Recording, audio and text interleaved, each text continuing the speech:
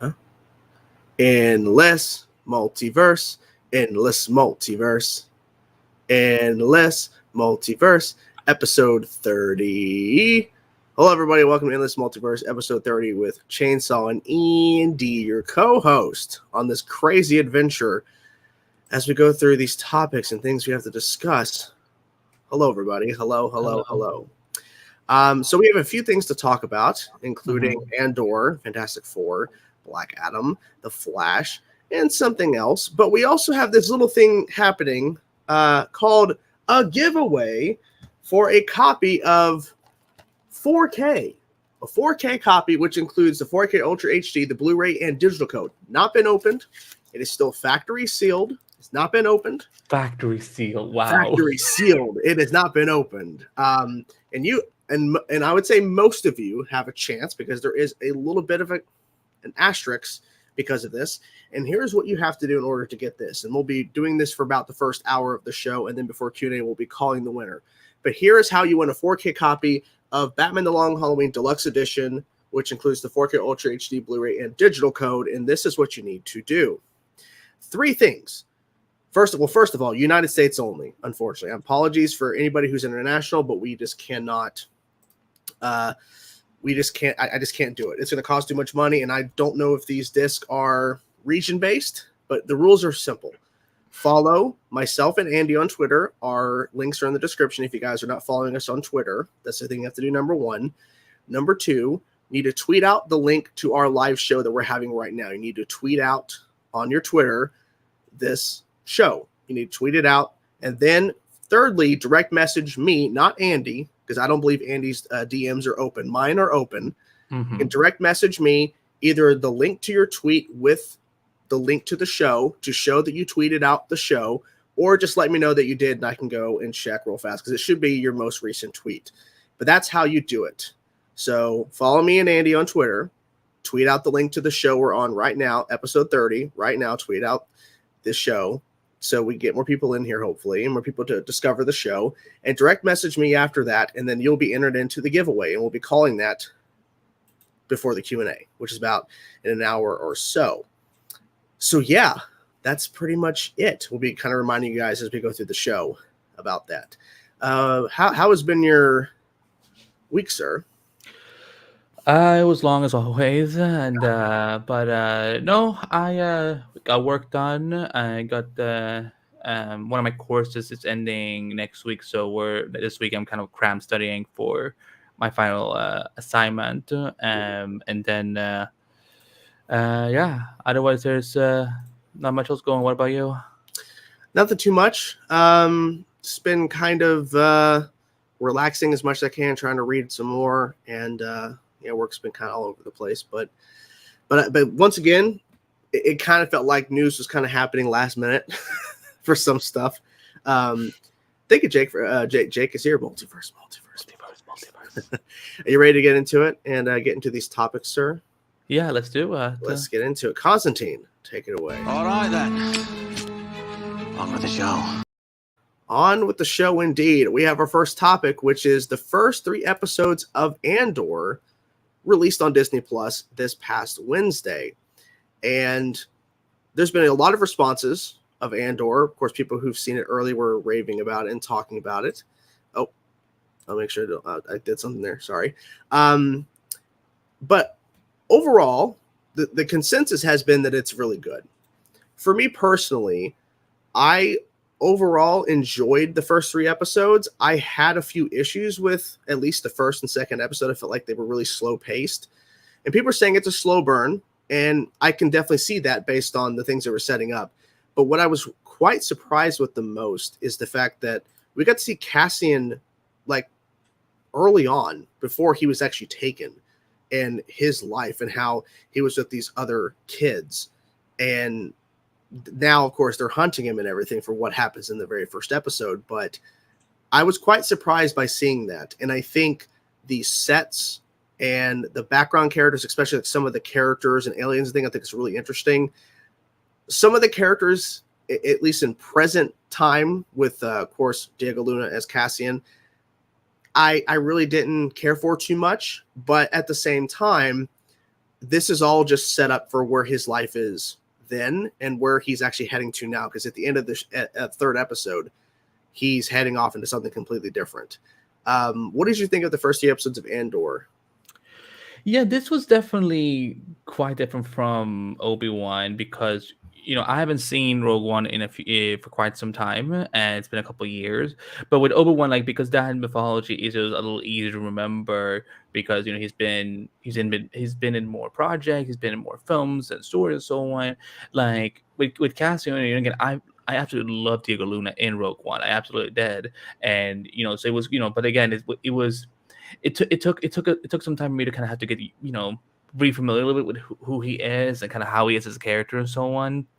And I would say, yeah, there's a lot of characters in the show that right now, like I feel, are not able to tie as much into Cassian's story as much as I had hoped. I'm really enjoying Bix. I'm enjoying. I have like I said, again, when it comes to new shows, I always have to have a list in front of me when it comes to character names because initially I won't remember all of them. I loved Marva, who it took a moment where I'm like, where have I seen her before? And then like as I looked back, I'm like, oh my god, it's Aunt Petunia from Harry Potter. So I was like, oh my god, this is like the first time I've seen her in anything that is not Harry Potter, and like she's like nice, she's kick-ass, she's funny. So but yeah, there was a lot, like there was so much going on with other characters. I'm just like, they're not engaging me, at least with Obi-Wan. Like we had, besides Obi himself, we had we had we had the villains that were very compelling. The villains on this show are not as interesting right now.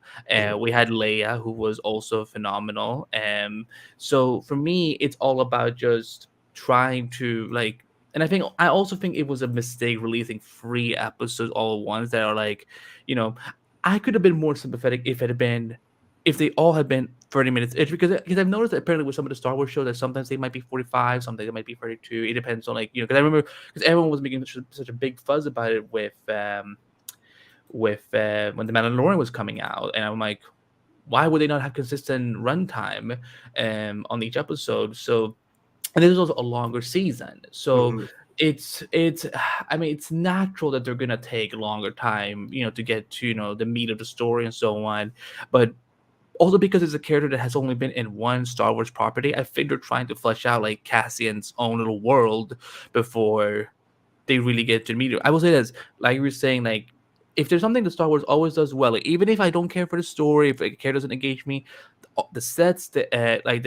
sci-fi aspects of every show, every movie doesn't feel like they're just repeating themselves. It's always something new, something different. We know a lot of it is sometimes practical effect, which is great, which I think is fun, and something we just don't see a lot anymore in this type in these major Hollywood blockbuster genres, because CGI is just easier to do now. But yeah, like again, it's no Obi-Wan, but again, we still have 9 more episodes to go, so who knows? But I also think it was just I think 2 episodes at most dropping this week would have been enough, but 3 was just a tad too much because episode 3 is when things are like kind of kicking into gear, but it's like you should still have a second episode that kind of does the same thing as well. Like you have a pilot, you're a pilot. Again, pilots, I always give them a pass, like in many cases, because I'm like, this, they have to do the groundwork. They can't spell out their entire season in one episode. But, I think it's solid so far. I think they just, we will see what happens in coming weeks. But it's a long season so far. Yeah, and that's the thing too. Like I felt like with the pilot, at least, I guess I just expected more than the first episode. And like I said, episode 3 kicks in a high gear, and I'm wondering if this is going to hurt them in the long run, because they released 3 episodes in this chunk, and then people are saying, well, episodes 4, 5, and 6, because I guess press saw the first 6 episodes early. They're saying the next 3 are great, but they're only releasing them once at a time. So I'm wondering, is that going to make it to where is an episode going to hold people over now after we've already kind of seen how they've handled the first 3, or maybe it won't, because the story is already starting like officially. Like I'm curious about that, because like you said, the runtime of each episode varied. And people are kind of thinking they could have maybe cut these down to 2 longer episodes out of the 3 and kind of put more stuff within episode 1 than episode 2, or they could have easily just made one long episode with all 3 and kind of maybe cut some stuff out, maybe, or whatever, edit some stuff differently. But yeah, I'll continue to watch the show, and people have been asking for reactions, and I'm kind of glad that I didn't record my reaction for the first 3 episodes because I really didn't react much, and it would have been at least the videos would not have been worth it, I don't think. Also, you already had so much that you're recording every day, almost every day anyway. So, like, I think, I think, and also because you got to remember, you just came off, a very hectic, spring season with, some of the CW shows, some of the Netflix shows, so on. So it's like, it's a lot. But I don't think people necessarily are gonna drop off, based on these free episodes. Because I think Star Wars, I think, will always do well no matter what it is, like. Unless they're called Solo, but with this, I think because this is on a streaming service, it's at anyone's convenient whenever they want to watch it. I think things will pick up in coming weeks either way. But also, yeah, I think I'm glad that they didn't put it on Thursday, for example. I think I'm glad that Disney actually remembered. Oh, there's 7 days in a week, so we could put something on a Wednesday, something on a Tuesday. It's almost like there's like a schedule. Like I don't know what you would call it, but it feels like a schedule. It literally is because at one point they would not air more than 1 show per week, but then they did Miss Marvel and Obi-Wan at the same time at one point. I feel like that kind of backlash and hurt them a little bit.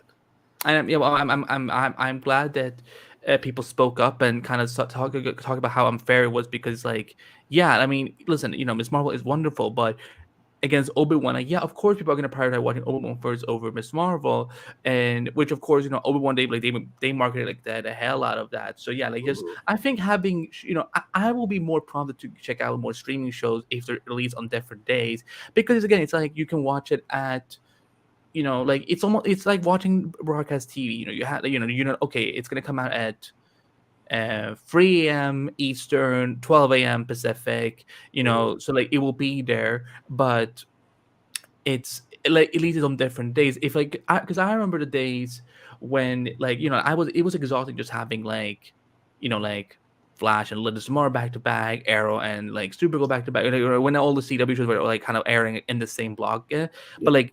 So I'm glad that next week we will have 1 episode of Obi-Wan on Wednesday, and I think that not Obi-Wan, Andor, and I think that it will help. But I haven't checked, like I haven't seen any analytics yet about Andor yet, and so but I'm sure because it's available all over the world, I'm sure it's doing fine.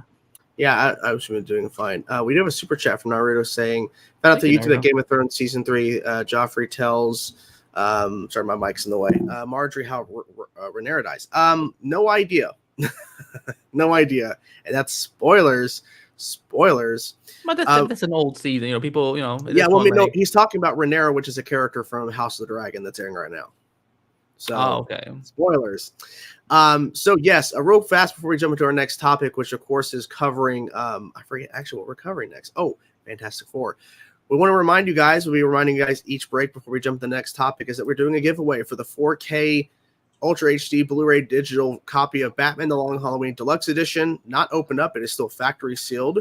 United States only, unfortunately. Apologies for that, but it's due to shipping costs and all that kind of stuff. But the rules are simple to win this copy of this movie. Follow me and Andy on Twitter. Tweet out the link to our live show, the one we're live right now, and direct message me on Twitter that you sent your tweet, and I'll add you to the giveaway, and then we'll be calling that before we jump into Q&A. What is our next topic, sir? Well, the next topic is we're jumping into the Marvel universe. We're going into Fantastic Four because we have finally got our screenwriters for this reboot. Deadline reported this week that Jeff Kaplan and Ian Springer are set to write a new Fantastic Four movie, and here's what they said in their report. Insiders add that the writing duo actually has been involved with Fantastic Four for some time, even before Shackman was tapped as a director, and have been outlining where the next series of films will fit into the Marvel Cinematic Universe alongside Marvel Studio President Kevin Feige. Kaplan, Springer, and Shackman now will come together to align their visions for the project before writer dive into the script.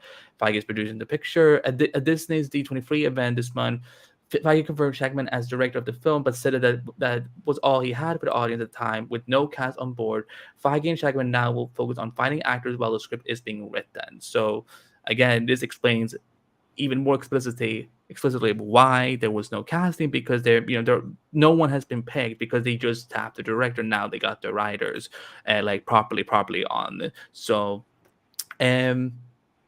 I have no idea who these dudes are. They are fairly, and that's no. I mean, again, it's no offense to them, because I know they are fairly new, and like they've done some things, but like nothing like really major. I think like they have one Warnerverse movie that I think they wrote a script for that ironically John Watts is actually executive producing, which, like, how about that? How are you feeling now that we're kind of getting a step closer to making this happen?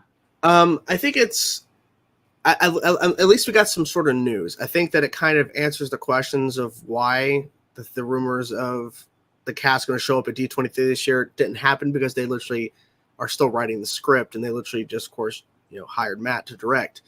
I think it's interesting that Feige picked these guys, and I think in the report somewhere it also says that they're working on multiple Fantastic Four films, or they're kind of working with Kevin Feige on where they go after their first film in terms of what's in the MCU. I'm not sure if that's accurate, but that's where I heard people were talking, saying it's in the article about the news that they were writing it. But regardless, it's interesting choice, because the response, of course, right away was, who are these people? They don't have like their IMDb. Like, well, it's going like they don't have that much credit. Well, they had to pitch to Kevin Feige to get the job. It's what Marcus and McFeely had to do when they went in and wrote for Captain America, the First Avenger, and then, of course, into Winter Soldier, Civil War, Avengers, Infinity War, and Endgame. Those writers had to go in and pitch to Kevin Feige. These guys had to go in and pitch to Kevin their story and pitch what they want to do. And if Kevin didn't like it and didn't like what they were offering, he would have chose somebody else. So Kevin Feige has picked them. So this is, I think, good news, because it wasn't like somebody above Kevin hired them and then forced them to work with Kevin. Like, Kevin chose them out of everybody else. Because once that's out there that he's looking for writers for Fantastic Four, everybody's probably jumping on that to try. Oh, yeah. So this is a big deal, but it is concerning because they don't have a lot of credits. But hey, all you need is that one thing. Because if the Fantastic Four film is successful and people are loving it, they're going to get more work, and then then everything's going to be right as rain. But if it's not, I mean, even now they're probably, even just this news is probably already getting them some good phone calls, because that's fun enough that's how sometimes all you need is just that, that's why a lot of people in Hollywood read Deadline and Hollywood Report, stuff like that, because they want to see who is the next hot star we can go for, and tap into whether it's a director or an actor or a writer or whatever and so on. So it's as far as the whole I don't think they're necessarily are pitching a whole trilogy yet. I think they're just kind of outlining where would these characters go, and at this, because we know that this won't be an origin story. They kind of already will be established, which I'm kind of okay with, because we've seen this origin story. It's they go into space, yada yada yada. Bruce Wayne's parents die. Peter Parker gets bitten by a spider. It's like that. It's so typical at this point where I'm I don't think we need to see it. I think that it will be more interesting to explain, to see them explain where have they been, this whole time. Are they operating in the shadows, kind of like vigilantes, or are they kind of have they been hesitant to become heroes yet? It seems at least they will have their powers, but. Yeah, again, this is why, because I think you and I, we talked about talking about it on the show, but we just didn't get time to put the topic in. But this was the thing. I remember, right after D23, there was an article in the Hollywood Reporter where they were addressing, the toxicity of scoopers now online. So, and we're this one dude had tweeted out that there were going to be all these actors at D23, and then when they didn't show up, fans got angry with Disney about a promise that never happened, and that's why you have to be careful with the rumors you listen to. So that's why, if anyone drops saying, where's, I heard a rumor that this is happening, I'm you need to, provide a link or whatever and so on. Because again, sometimes it could just be a simple tweet where someone said Henry Cavill farted in Tyler Hoechlin's mouth, and people will run with it.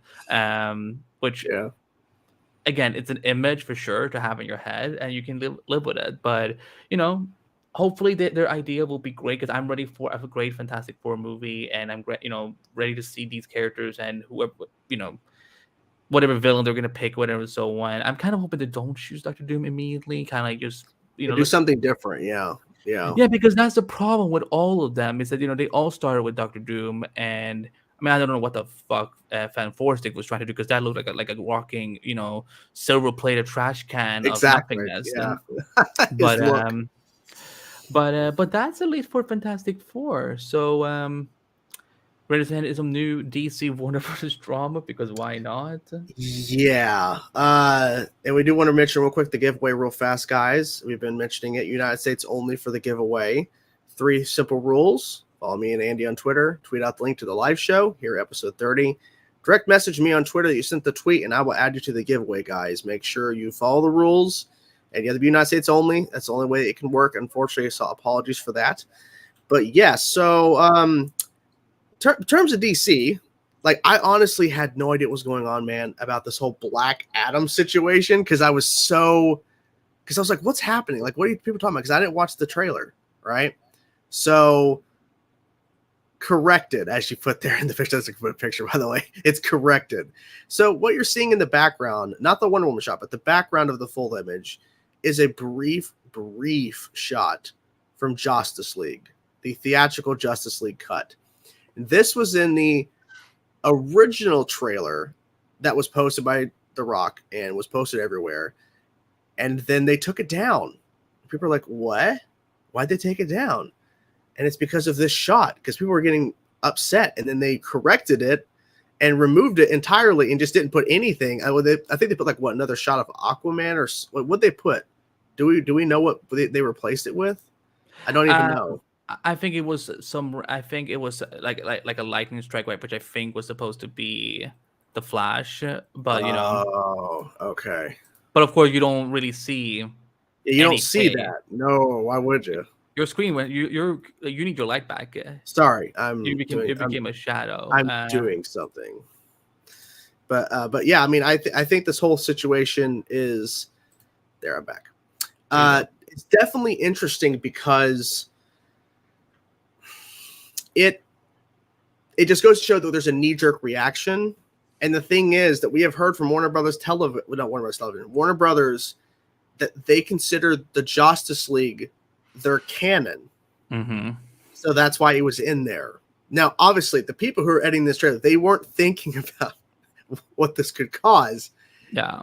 Why do you think they removed it? Was it because of the backlash, or do you think it was something else? No, I think it was completely a backlash, and I know that I don't want to call people in the chat, but I know they're talking about like toxic Snyder Cut strikes again. But okay, but let's be okay. Because here's the thing: I am a huge Zack Snyder fan. I am all pro for restoring the Snyderverse. I was always behind release the Snyder Cut movement. But again, that does not mean that I am tolerating all the nasty side of that fandom. Which again, there are nasty fandoms in every fandom. Like, let's not pretend that the Snyderverse fans are somehow it is some sort of revolutionary thing that we've never seen before. Like, look what literally happened with one of Star Wars' black actresses in Obi-Wan and the fucking shit she had to take. Fandom toxicity exists everywhere. Like yes, I think the Snyderverse fandom has probably been a little louder, but the nasty ones are a vocal minority, whereas all the good ones who are have helped raise money for AFSP and trying to fight for artistic integrity, those are the fans that I consider ones worth celebrating. But in this case, let's look at this issue as a whole, because okay, whether or not you like the Justice League or not, that's irrelevant, because the thing that matters the most is the man who made that film.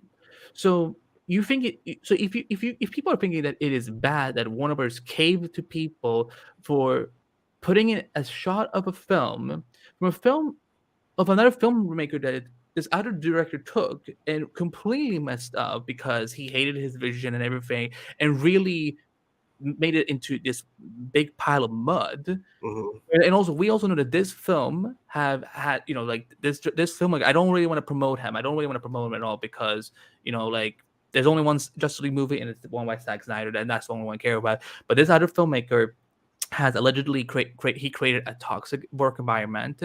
He was nasty to a lot of his actors, a lot of people on production. Allegedly, Ray Fisher has spoken many times about the abuse he had to take from multiple people involved with Justice League, and the filmmaker himself is one of them. So I think that yes, I don't know why they keep considering this movie as canon. It is, even Patty Jenkins said in an interview a couple years ago that she and the other DCU directors, they don't even care about the Justice League as being canon. They don't consider it canon in their mind. And the thing is, it's beyond my understanding why Warner Bros. Would even still continue promoting the Justice League, using material and footage or anything like that. Here's the thing. This has nothing, and this conversation has nothing to do with whether or not it should restore the Snyderverse. It is a completely different, separate discussion. This has to do with the fact that why are we still promoting and using a film that caused so much damage, only financial damage for Warner Brothers and the DCEU brand, but also emotional and physical and mental damage to people who worked on this film. Why are we continuing to promote this film from this filmmaker who shouldn't even have anything to do with the DCEU anymore? Like, here's the thing: you didn't even need anything from this. You had, you used shots from Batman vs Superman, from Aquaman, from Birds of Prey. Like, you could have still used. You have other films you can use footage from, and that'd be it. So for me, yes, I'm glad people made their voices heard on Twitter. Of course, that does not mean that I'm okay if they made death threats or harassment against anyone at Warner. That's not okay, of course, and we don't tolerate that at all. But as long, but those who fought to see, and also, I wouldn't be surprised if The Rock himself saw this too and was like, we need to do something, and realizing that, because he's someone that does very much fight for fans and care for the fans, and so. And again, so people saying, "Oh my god, I cannot believe that they got so triggered over 5-second footage." Like, well, you're getting triggered over the fact that why are you, like, when you're complaining about it, you're kind of in a way supporting this nasty filmmaker by should we keep enabling him? Should we keep promoting his stuff when he caused all this pain? So for all the shit show that has been happening with Warner Brothers this year in the last couple of months throughout the summer, this is a move I'm actually glad they went with. Well, I think to your point, is that the reason why they might have shown it is whoever edited it probably didn't even think about it. But technically, even though he did come in and do the reshoots, it's technically still Zach's film based off of the crediting. He's technically still the director. Yeah, he gets shit for a film that he didn't even get to finish, which sucks. So yeah. So I think that's what it is. But again, it's like, why they keep even using this film, like that film at all, is just I just, like, you don't have to, like, if they don't want to consider the Snyder Cut as canon, that's perfectly fine. But we don't have to keep using this film in other DC marketing, because again, it's like, because if I feel like in a way it keeps enabling that person for again all the damages and messiness that went down, and I feel like, again, like, we need to move on. We need to move away from that film as much as possible, because again, we don't know when there's going to be a new Justice League movie, and hopefully there will be one in the foreseeable future. But it's like, yeah, I get what they were doing in the beginning of the the promo, which was like kind of highlight all the kind of some of the other DC characters kind of in contrast to Black Adam, which I think that's fine, that's cool, and so on. Again, the people who edited that trailer, they probably didn't even think about the fact that this they're like, this is material that we can use. We're just gonna do our job, or for all we know, they probably did care. Maybe they did care, but they're in their mind, well, we can't. We're not the boss of this. We just have to do this.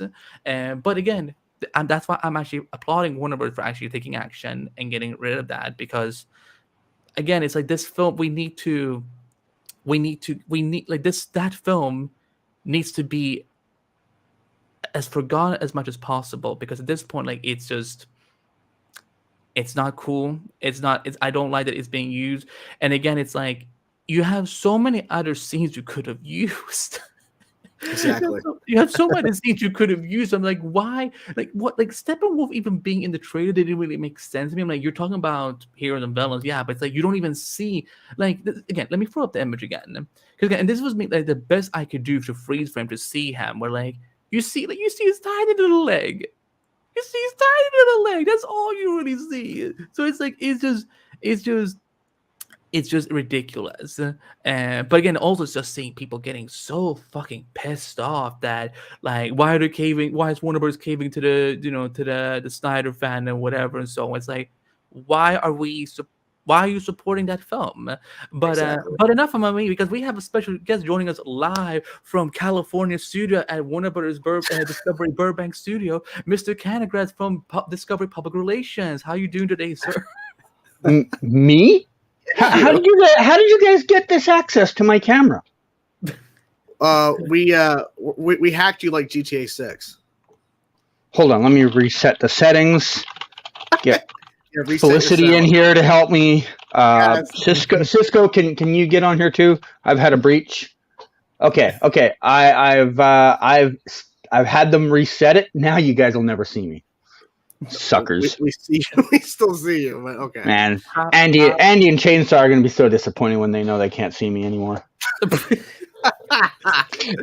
they can't see me. They can't hear me. Like, he's pulling his bitch on Cena. They can't see me. My time is not. Exactly. Before we get to the topic at hand of why Canada's here, real fast, I do want to remind everybody we're doing the giveaway. Of course, Canada says this is boycotting because it's United States only. We're doing the giveaway for the 4K Blu-ray digital Batman Long Halloween Deluxe Edition. Follow me and Andy on Twitter. Tweet out the link to the show. Of course, now Canada's here, but we can't see him. Remember, direct message. Can't even hear him. Yeah, direct message me once you set your tweet out, and I will add you into the giveaway. Everybody. So, Andy, take it away. What's happening in the world of the Flash? Well, this came from Oh, Andy's taking off his jacket. He's serious. No, it was just getting a little sweaty in here because I got real. When it comes to talking about the Justice Elite cut, like it's always gonna round me up. Where people are like, Hannah, do you have any thoughts on that? By the way, just I am very much out of the loop on the thing. I heard what you guys are saying, but yeah, I mean, let's just cut right to the chase. Joss Whedon has turned out to be a much more terrible person than we ever even assumed he was, and I think a lot of people that were vaguely on the outside already thought he was a bit of a douchebag. We now know that he's like 10 times worse than that. Why are you promoting anything this guy touches? Mm-hmm. Exactly. I mean, it's so like they could have easily just used something else, which they ultimately did use something else, but why? I mean, they don't. NBC doesn't go around like promoting the Cosby Show. Why are you promoting this guy? Mm-hmm. Because it's not CBS, it's Warner Brothers. Yeah, it's nasty. Well, we're gonna get in some Flash season 9 news because Flash is filming. So this came from primarily from Canagraphs, which. What is the name of your website? I want to promote it at canagraphs.weebly.com. You can go see all the set photos from episode 1 of season 9. Because it involves a new villain. Richard Harmon from the 100 is coming to the Flash this season. Again, we saw photos of him in costume from Canagraph's website, and we will talk to CG about like what would happen in that scene. But the description comes from a website that was just late on the game anyway, so we don't even need to talk about them. But the description for Owen Mercer, it goes as follows. A new post-crisis Captain Boomerang has recently been released from Ironhide with a chip on his shoulder, but the twinkle in his eye disguises a dangerous and violent threat to Central City. And he will be a recurring guest star throughout the season, and this marks Richard's latest Vancouver show, the 100. I believe he's also on Fringe and other shows. So he might have been on Fringe at some point, but that would have been like as a guest star. But the other big show he did in Vancouver was Continuum. That was actually what I knew him from before anything else. I think it was on Sci-Fi. That sounds familiar. Yeah. But it says you're a guest, CG. What are your thoughts and what have you seen so far? Oh, I mean, my thoughts are I have met Richard lots of times. He's a very chill, very cool guy. I'm really happy he's getting, another bigger gig. I saw some fans of his disappointed that he's back on the CW. They're hoping he'd maybe move on to something bigger and better. And I can understand that. I mean, let's be brutally honest. Right now, the CW is kind of in a bit of a tailspin. So if you're a fan of a particular actor and you see they're attached to that network, you're kind of maybe a little disappointed. But I have to assume he's probably excited for the role. He played I never watched him in The 100, but on Continuum, he played what I would call a pseudo villain. Like he was a person who just kind of like ended up kind of being a bit villainous because he had good intentions, but they went bad. And he was very good in that role. So I absolutely can buy him as a villain anywhere else. You know, I believe personally he'll do very well in the role. What does he have an accent by any chance? Because I've never heard him speak. No, I'm pretty sure he's like Canadian to the core. Like, okay. I don't think he moved here from somewhere and like has like a secondary accent. In the 100, he pretty much. I didn't see the whole entire show. I watched somewhere up to season 3. He basically was a villain in a sense. Like he was a part of the 100 in terms of the teenagers or whatever young adults that were sent down to Earth, but he ultimately became an asshole. Essentially, like he couldn't be trusted. Essentially, he was always doing stuff to people. So, so he's got this history of being good at being bad. So yeah, and there you go.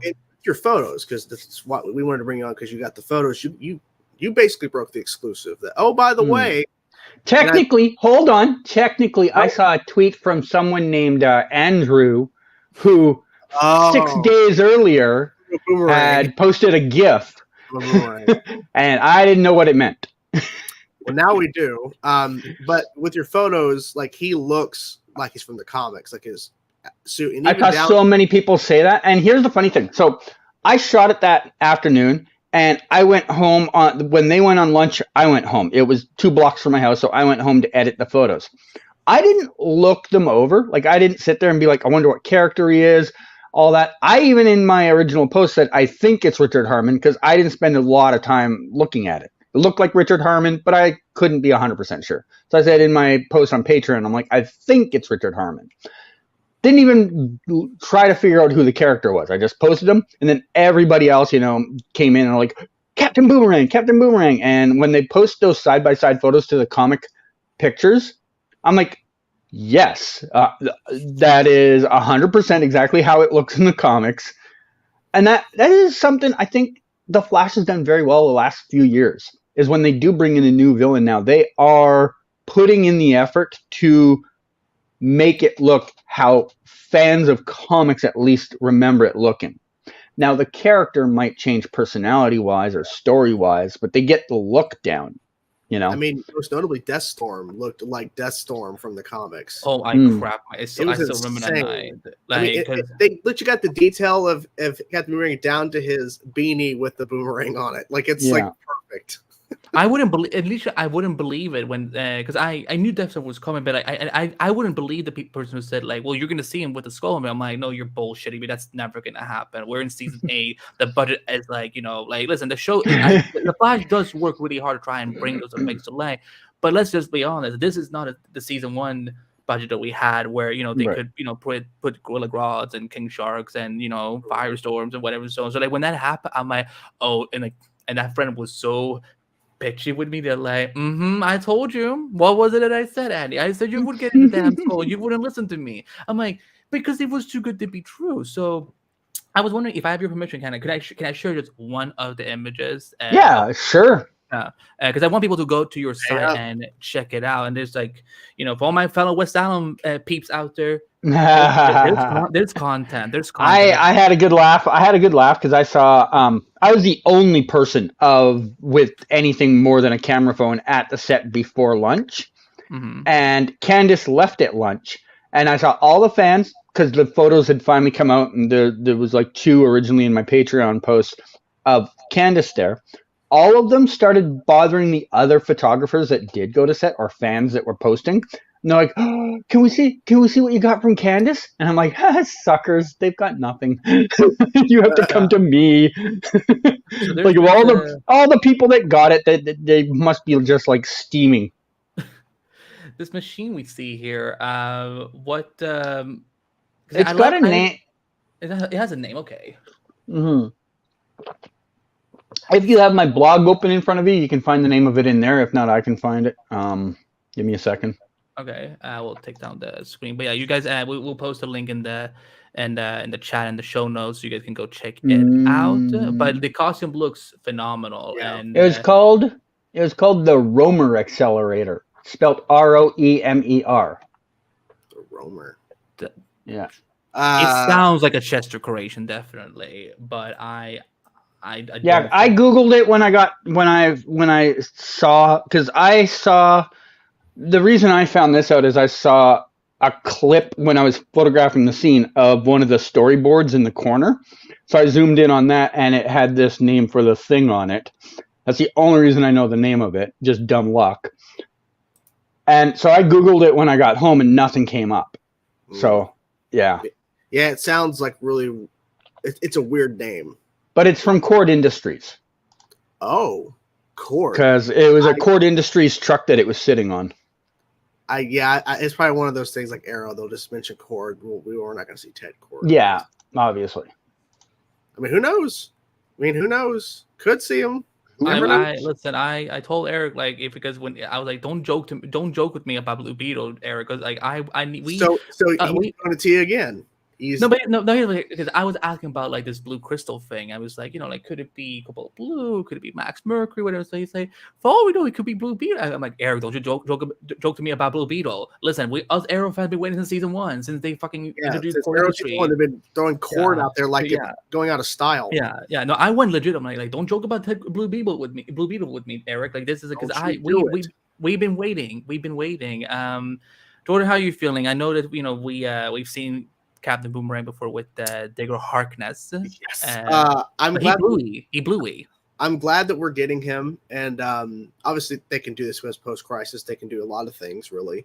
So it's smart because literally Captain Boomerang barely had a presence in Flash, and then he was gone. Right? He died, so didn't see him again, and so it makes sense to do this and make it more comic accurate. I mean, I think he looked fine for back then, but he only really, I think it popped up in that first crossover, right? That was the first time. And then did he pop up again, or was it until season 5 finale of Arrow? It was until season 5 because he wasn't allowed to be on because they had to remove all the Suicide Squad characters from. Oh yes, that's what it is. Yeah. So it was a whole mess back then, and the fact that his final appearance was not on Flash, it was on Arrow, because they needed another body, I guess, to be on the show, another character, because they had a ton of characters popping up. But I'm glad that we're getting this, because this is unfortunately the last time they can do this. Like if we had like a season 10, they could do this, and they can continue to add in other characters post-crisis and do more comic-looking accurate characters. But it makes sense to do it now because they can't do it later. So if a story purpose makes sense, go for it. I'm all for it. Yeah, I mean, I've been saying this on the Flashback even for years that if we can have Digger, let's just bring in Owen Mercer at some point, and looks like they listened again. So I'm glad that and also in the comics he's actually the son of the original Captain Boomerang. So I wonder if this chip on the shoulder might have something to do with. Do you think this is the son? I think definitely this is his son. Okay, you think that they're gonna go that route? This is his son. Okay. I would be it would surprise me if they don't make him his son. Or have some sort of connection to him before. Right, because with this, something that the Flash has done a lot in the last few seasons, they do find villains that kind of somehow like there's a connection to someone already on the team or someone like in the franchise or whatever and so on. So and I think that because I wouldn't be surprised if we do see some sort of variation of the Rogues this season, and I think that having him show up for a couple episodes could be fun. And that machine is definitely Romer is that sounds very much like a Chester figure. Like I don't think I love Cisco, and I love Chester, and I'm not shading this name, but I don't think Cisco would ever come up with Romer necessarily. He would like say, "Nope, that's a bad name." And do something else. Like what is that? What does the acronym even Well, stand for, Chester? I would assume that it's named by Cord Industries because, like I said, it was on a Cord Industries truck. Like any machine you make for a company, you're going to give it a name. You're not just going to call it Part 76B-C. Like, Yeah. You're going to give it a name. So probably gave it. Did you see any Cord Industries buildings, or was it just the vans? No, there was.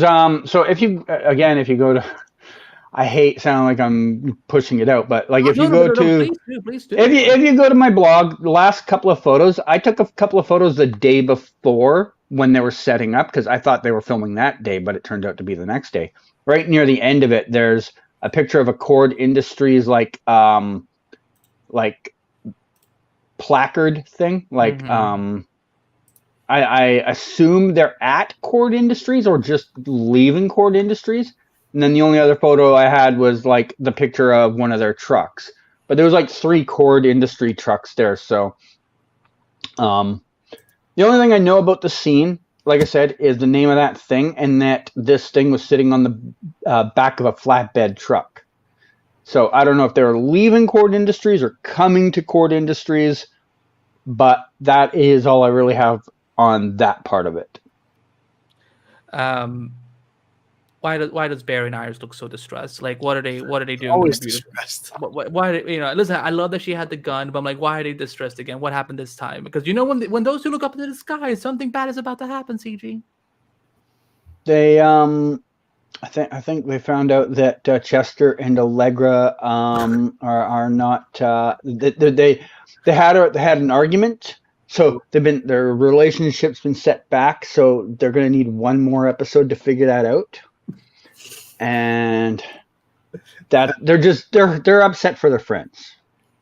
Understandable. Yeah. Understandable. Specifically up in the sky, they're upset for their friend. They're like, we're so upset for you. Yeah, well, Chester and Allegra were in a hot air balloon trying to sort it out. Oh Lord, that would be such a disaster. Yeah. Like Chester would get. That's where the majority of the episode takes place. Oh my God, that's. Was there anything else that stood out to you that you liked when you were there that day? What else of note happened in these scenes? I've been to so many. I've been to so many sets in like the last week and a half that they kind of blur together. Like not just Flash. Obviously, there's the Superman stuff too. So I'm trying to remember what this was about. I'm looking at my own photos, trying to remember. Well, I mean, also there's a one set near the end there where I got him like standing on the flatbed facing Barry. Like I've got Richard from the front, and you can see he's pulling out the boomerangs and uses one of them.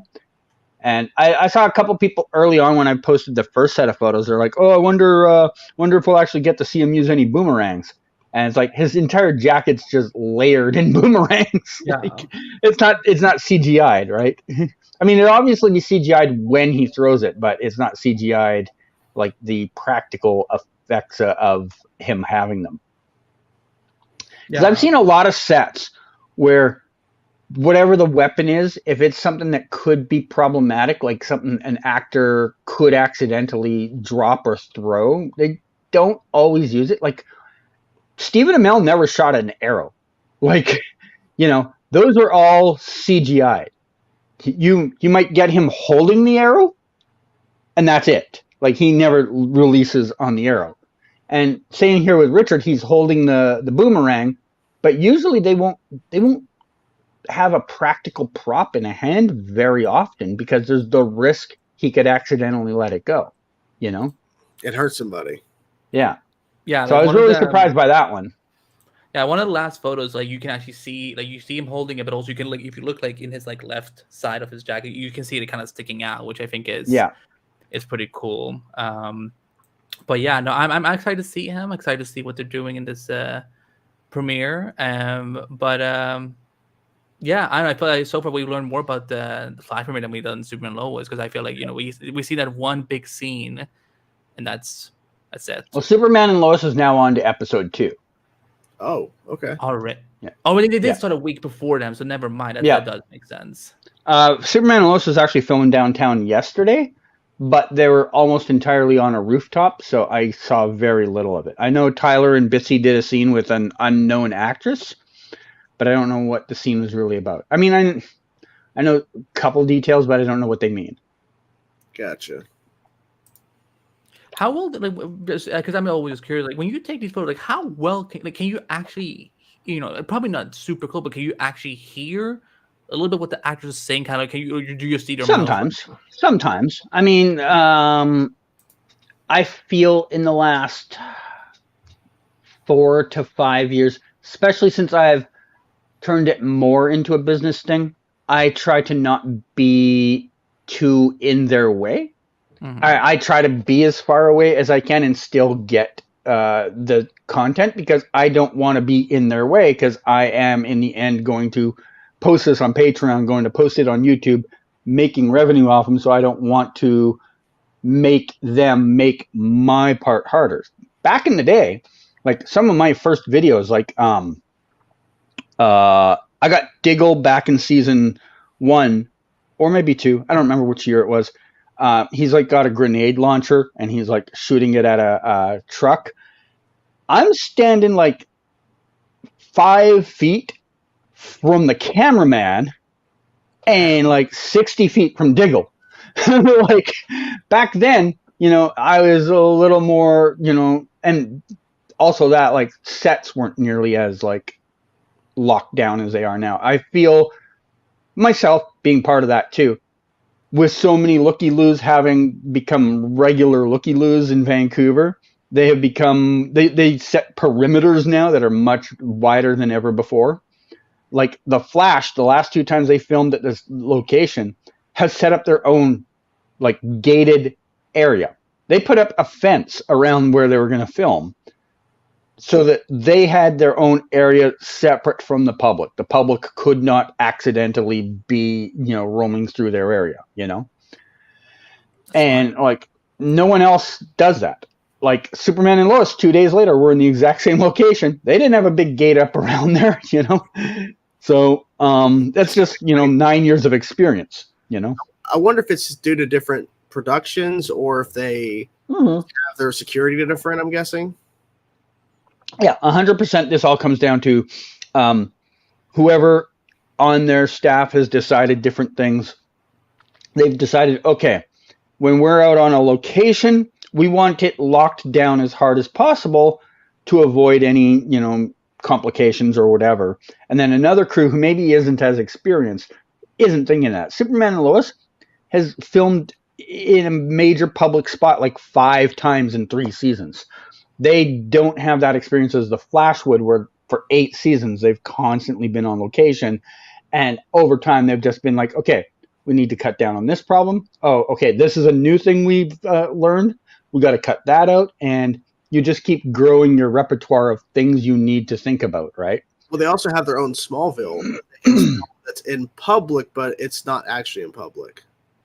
Like but I mean, also no one's going out there. Like, yeah, that's what I'm saying. I went out there. Yeah, like I went out there for that Michael Bishop set, and for me, now remember I take public transit. I don't drive. For me, that was a almost 2-hour trip there. So I mean, unless you live near there, you're not going out there, even if they're filming in a public part, let alone to go to the set where you probably aren't going to see much on the days where they're filming on that main street at the set.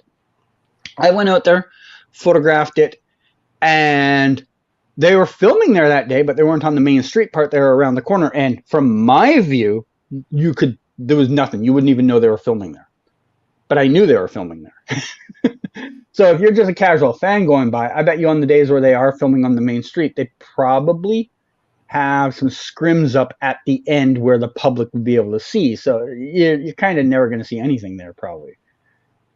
So they don't really have to deal with the public the same as the Flash or Batwoman did or Supergirl, because they're not downtown nearly as often. Although, I mean, they've been downtown now twice in a week.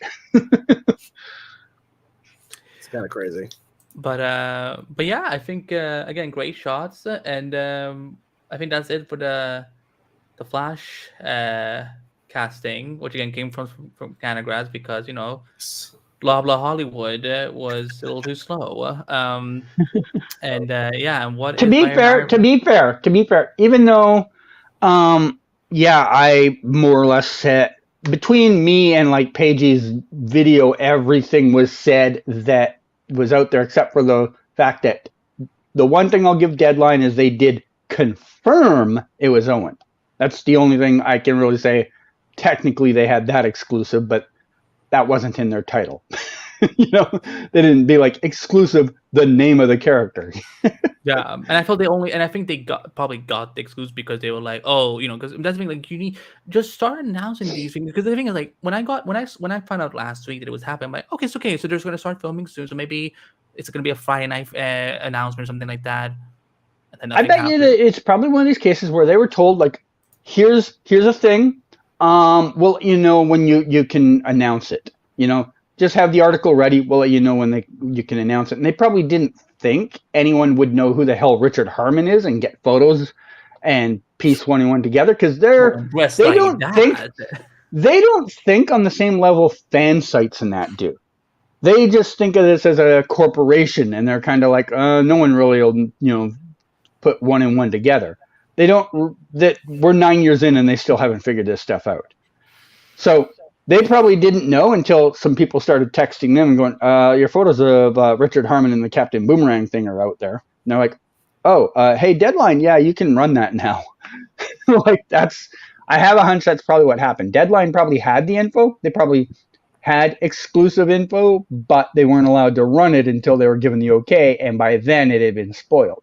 Because someone in WB isn't sitting there 24/7 going, where are they filming today? On location? Call Deadline. Like, you know what I mean? Like seriously, there's not someone in the WB offices there every day looking at the call sheets going, oh, they're in a very public location in Vancouver. Oh, they're going to be seen. Like, they don't know until someone tells them, right? Of course. So I'll give Deadline that they probably had the information first, but they weren't allowed to say it. No, I think this went out to them after the photos went out and so on, because it's like this is something you should have announced like before starting the premiere and so on, because once just because he wasn't there on day one or whatever, that doesn't mean that like the next day he wouldn't be. And at some point, like, you would probably have seen him fly into the airport. No, he's a Vancouver actor. Oh, he's already. Yeah, so there you go. Like, that's that's even a bigger reason to do it. But Jordan, apparently we have another topic. Yes, and before we get to the last topic, one final push. This is the last time we're going to put this up, and we're going to run the giveaway. United States only. The giveaway is very simple. 3 rules to get the deluxe edition of Batman The Long Halloween, a 4K Blu-ray digital. Follow me. No joke. No joke. 4K AF. 4K as fuck. United States only. You have to be in the United States for this, for you to be added. Follow me and Andy on Twitter. Step number 2, tweet out the link to our live show episode 30 and direct message me to let me know that you sent the tweet and all that. And after this topic we're about to get to, guys, will be the drawing. So the final topic is this, and I think Canada's going to find this interesting as well, is that this image came out of Stargirl hanging out with Beast Boy from Titans. Jeff Johns is there, and I forget the guy on the right. I know he's directed Flash. Eric Dean Seaton. Okay. And this image came out, and so Stargirl tweeted saying, oh my God, so crazy, running into friends in Toronto. Such a crazy coincidence. Crazy. And we heard rumors that there was something going on. And there was other things about like where her high school was seen, or like a sign for her high school was seen on the Titan set. And now we have this photo pretty much confirming that something is going on with Stargirl and Titans, and maybe Doom Patrol, but at least Stargirl and Titans. This is confirmation. Something is. I don't know if it's I mean, Breck could have just been there in Toronto, walking around the city in her Stargirl outfit, which I'm sure she's allowed to take with her everywhere she goes, and just ran into them in like a Costco parking lot. How do you know that didn't happen? That probably did happen. That actually makes more sense. They're bringing Stargirl on to be a part of the Titans. I'm assuming it's the finale. I don't know, or maybe it's a special thing. Yes, because they just wrapped this, maybe even today. Oh, so they wrapped. So they're done shooting season 4 altogether. Yeah, or in the next day or so. Okay, well that's interesting because we had heard this rumor came out that Stargirl, Titans, and Doom Patrol was crossing over, and people were like, "Well, we don't know who these people are." They're saying the rumors, so verify. Now they're just, September 30th. Okay, so they're going to be finishing up next week. Yeah, they're basically done. Yeah, they probably got some lasting things, but so the question is Doom Patrol a part of this? Because we know obviously about the photo. Beast Boy and Stargirl are part of it. So the question is, are the Doom Patrol? Is it actually all 3 shows crossing over, or is it just the 2? Okay, so when all of this rumor stuff came out, it came from a Twitter handle that now is gone. Oh. And he said at the time, I don't remember the actors because I haven't watched Doom Patrol, but he named 2 specific actors that did work on one day for this crossover, and the timeline at the time added up for me because what he posted was that these 2 actors worked on that project or worked on in some capacity in the crossover on the 22nd of August or whatever the date was, right? So I went looking back through it, and that was the final day of filming for Doom Patrol. So I mean, some randoms probably not putting one and one together and like conveniently picking the date that they happen to be wrapping. It's kind of a little suspicious. And then when they added the thing about September 17th specifically being the day that Breck was going to film, I'm like, well, we'll know one way or another. And as it turned out, Breck was in Vancouver at the time. And I'm like, well, us here in Vancouver will know if she left on that weekend. But she didn't even wait to like have that spoiled by someone. She posted herself that she was on a plane Saturday morning at 4 a.m. Yeah, she was like pretty much documenting her arrival. Yeah. I think the fact that it was already out there, you know, in the fandom areas and all that, she was just kind of like, no sense hiding this. They know I'm coming. Like, she tweeted when she left. She tweeted when she was heading back. Like, she wasn't trying to hide it, you know.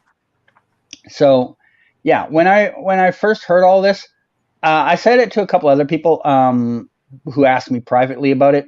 They're like, "What do you think the chances are?" I'm like, "This is what I could say on it at that time." I'm like, the fact that I could not prove it's wrong gave me reason to think it might be real. Like 98% of the rumors I ever hear, when I see them right away, I can do a couple of Google checks and be like, oh, well, that's impossible. They would have been doing this at that time or something like that. But I couldn't prove this one wrong yet.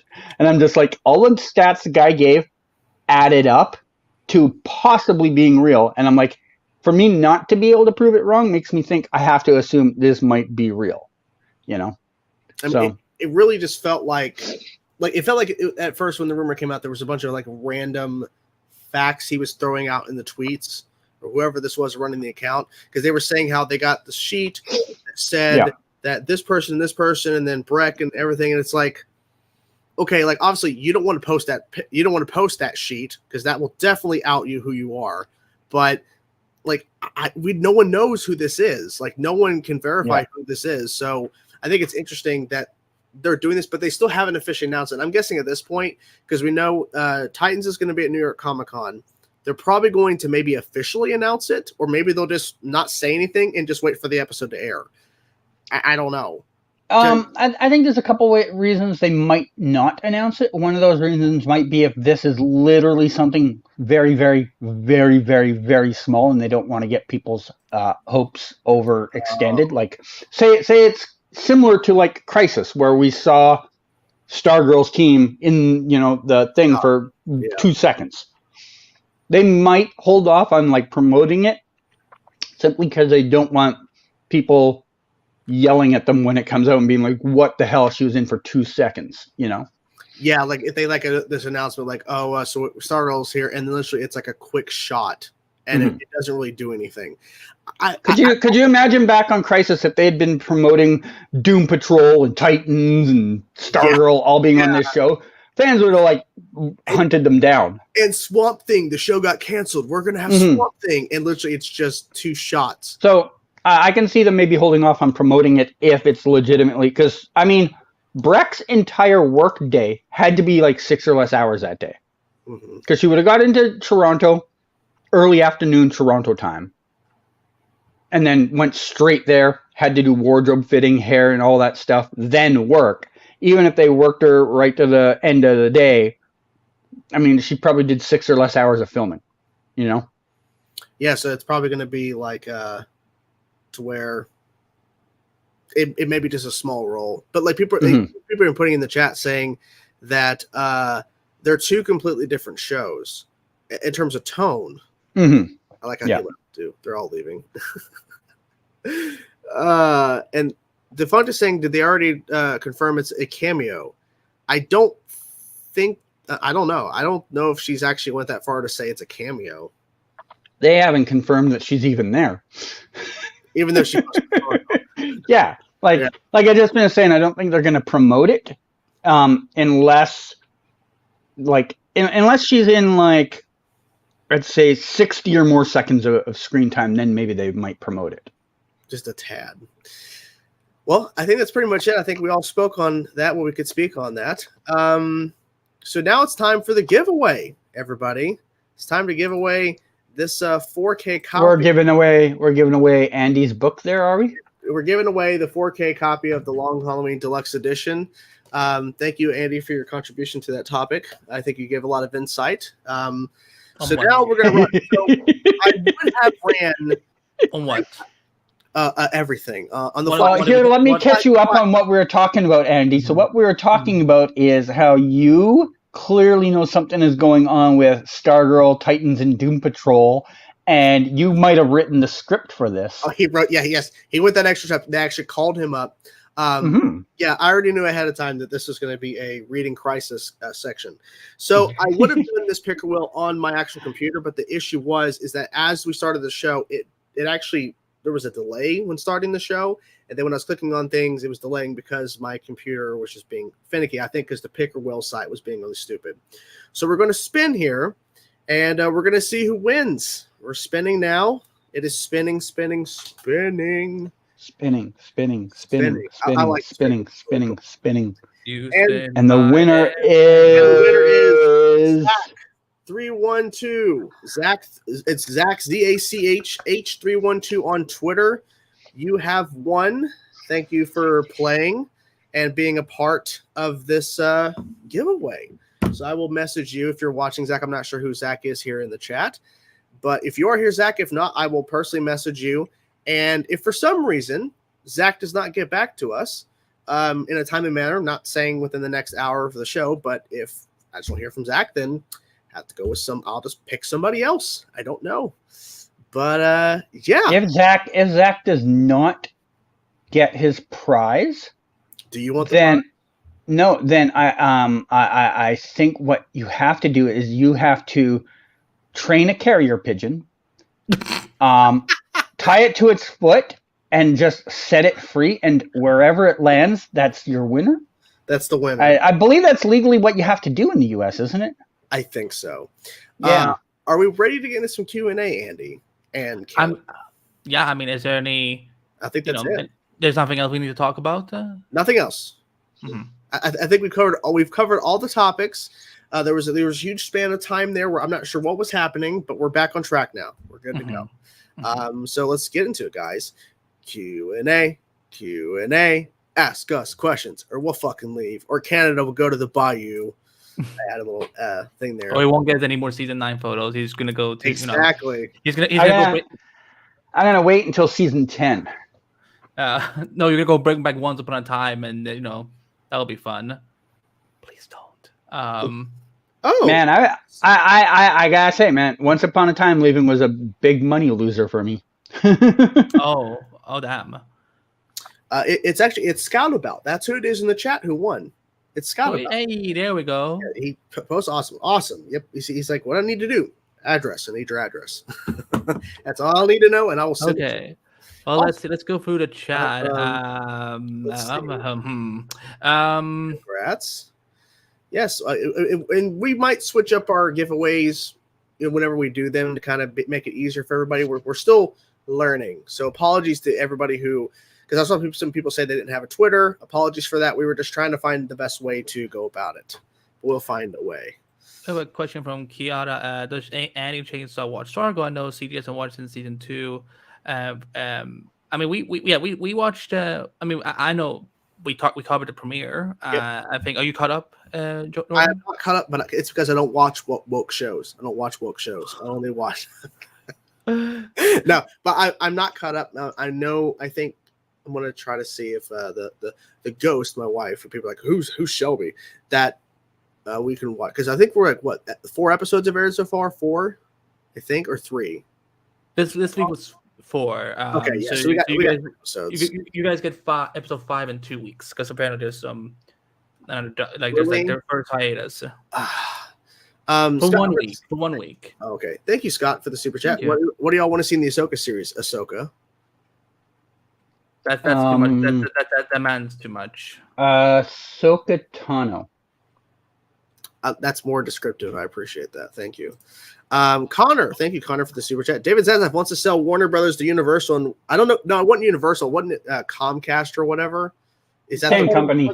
Wasn't it NBC Universal? NBC Universal is Comcast. Universal. Okay. Oh, never mind. Yeah, It's too many studios to.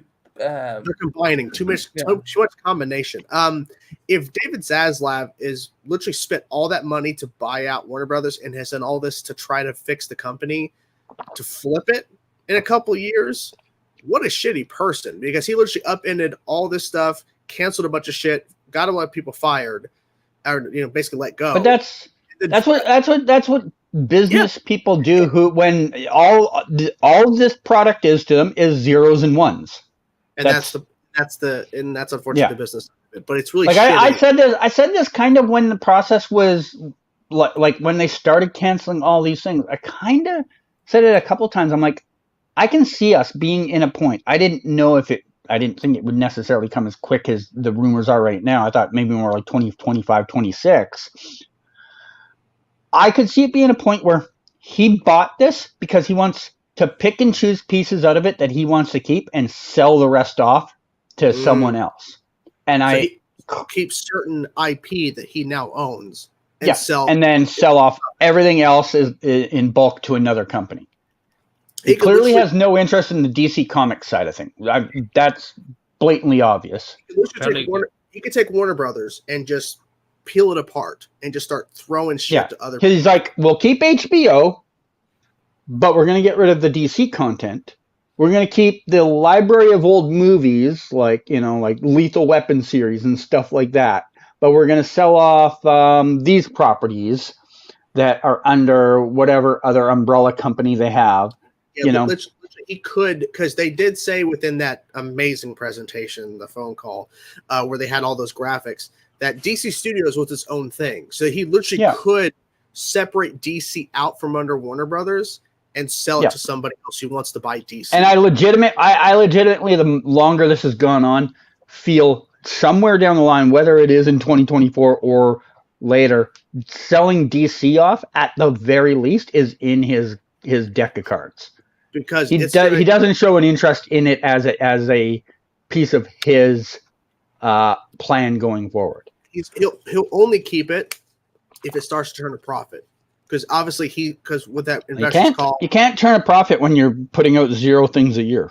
That's true. That's the thing. Like, the confidence equal. Yeah, he was very adamant about the Aquaman film, and he was talking about all these properties and things of DC. So if these films start to not do well, and he cannot get a grasp on DC, there's no reason to keep it. At least because in the business side of it, why would he keep it? And people will pay a lot of money, regardless of the state of DC. They'll pay a lot of money because that is a gold mine if you really know how to use it. Yeah, it's definitely a profitable venture for practically any company. Now, what his asking price might be Might be too much. might be the holdup for anything going forward. I mean, he might ask for $5-10 billion for it. Who knows? He Yeah. might ask for something insane, which maybe it's worth $5-10 billion in terms of DC, in terms of what you can do with these properties. But who has that kind of money? Because literally Disney bought out Fox for 70+ billion, and that includes stock and other things to buy Fox, and that was to buy a studio. We're talking about just DC as a whole, and it's a big brand. Yeah, you would get everything. You would get the video games, comics, TV shows, movies, other platforms they have. So it's a lot. You know? I get where people are coming from. The thing is, again, because we've seen so much of the fallout throughout this fall, I get why a lot of people think that this could be what they're doing and this is what might possibly happen with it. So I honestly don't, like, despite David Zasso's behavior, I don't see him selling it off. I think there are bigger plans coming that they're going to probably unveil. You might hear something but before the year is over. We'll start hearing things definitely next year or so on.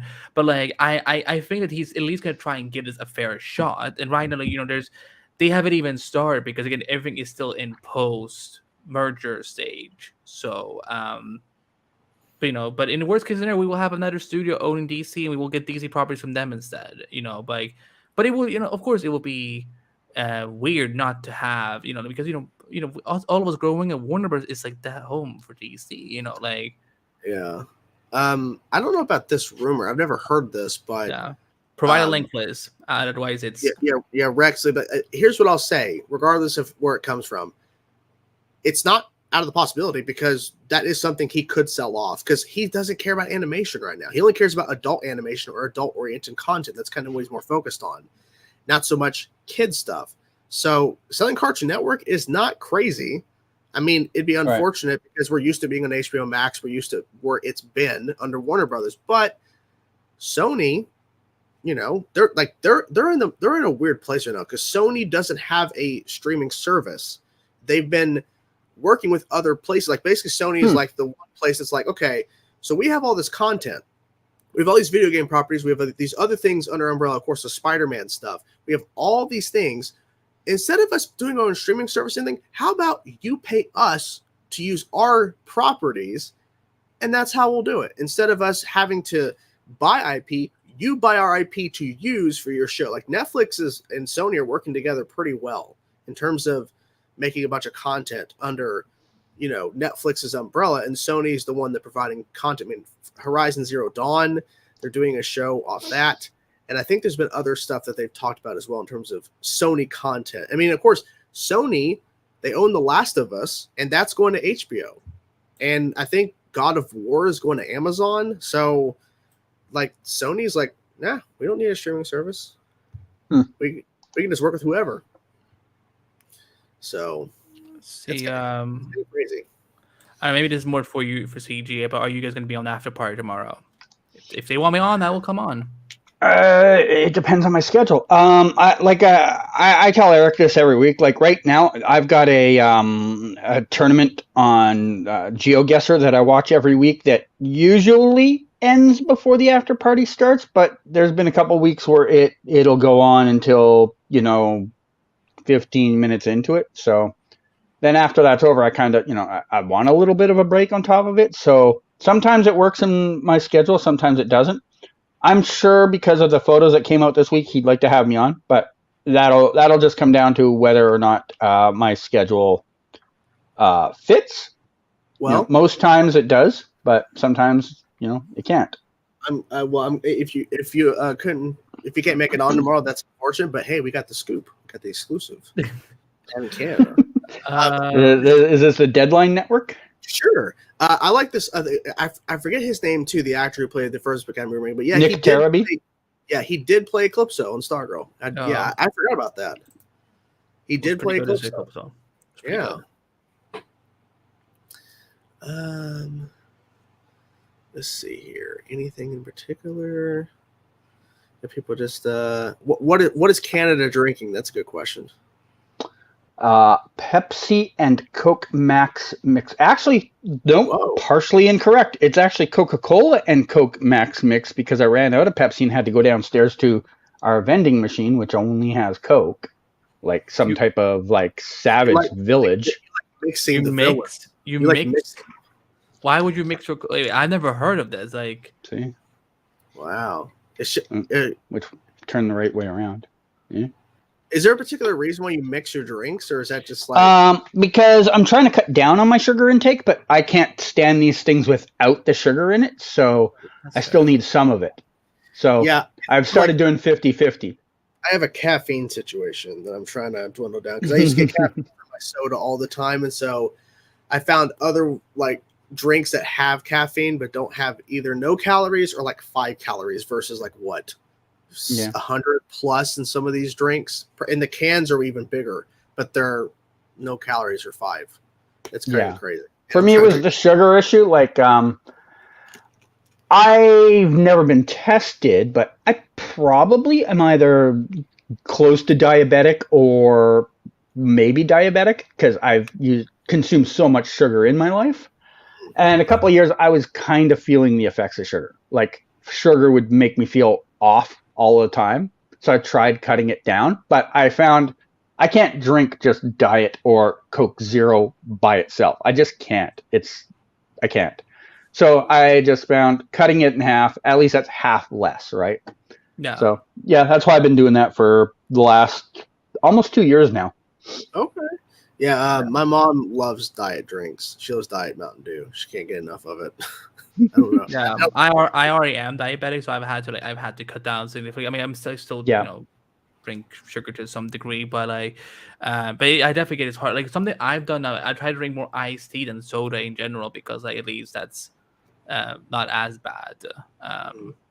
Yeah, I used to drink several sodas a day, like cans, like the can, like the size he showed. I used to drink those several times a day, every day. I'm surprised because like I've had my blood checked and stuff, and I'm surprised it's not bad. I don't know why. Like, I mean, I'm close to 50 years old, and it's only in the last 3 or so years that I've started feeling the effects of it. So the human body, and I mean, I was a terrible drinker of Pepsi. A slow day for me would be a 2-liter bottle, a slow day. And so I did that to myself probably for like 20 years. And I'm only now starting to feel the effects of it. So the human body is pretty surprising on how much abuse it could take, So yeah, you're still a bit younger, so you might be lucky enough that you started to make that change early enough, Yeah, I mean, obviously, I still eat bad, and since we had McDonald's last night for dinner, it was fantastic. But like, I've not done it as much. Like since she moved in, like we've had a lot more meals cooked at home, and tried not to go out or whatever. But it was like yesterday, it's like she has to go out anyways. I'm like, feeling something. And she's like, what do you want? I'm like, I don't know, because I was feeling like pizza or something. I don't know, because I used to eat like crap all the time. I still do, but not as much. But it's just a lot. I've become a little better at eating since I've moved downtown because there are a plethora of restaurants around me, and I can just go out and get them to make me good food instead of me having to go make it. I mean, when I was living outside, like I still lived kind of downtown, but just on the far outskirts of it, for me to get something to eat outside of my house, I would have to get it delivered usually because I wasn't going to walk 15 blocks to somewhere. So delivery places are really just pizza, couple pasta places, and that's about it, right? You don't have a lot of options. Now I can actually go somewhere and get like a reasonable meal close by. And like me making food has always been a chore, but it's more of a chore now for me because my kitchen is actually on a completely different floor than me. And it's shared with 40 other suites.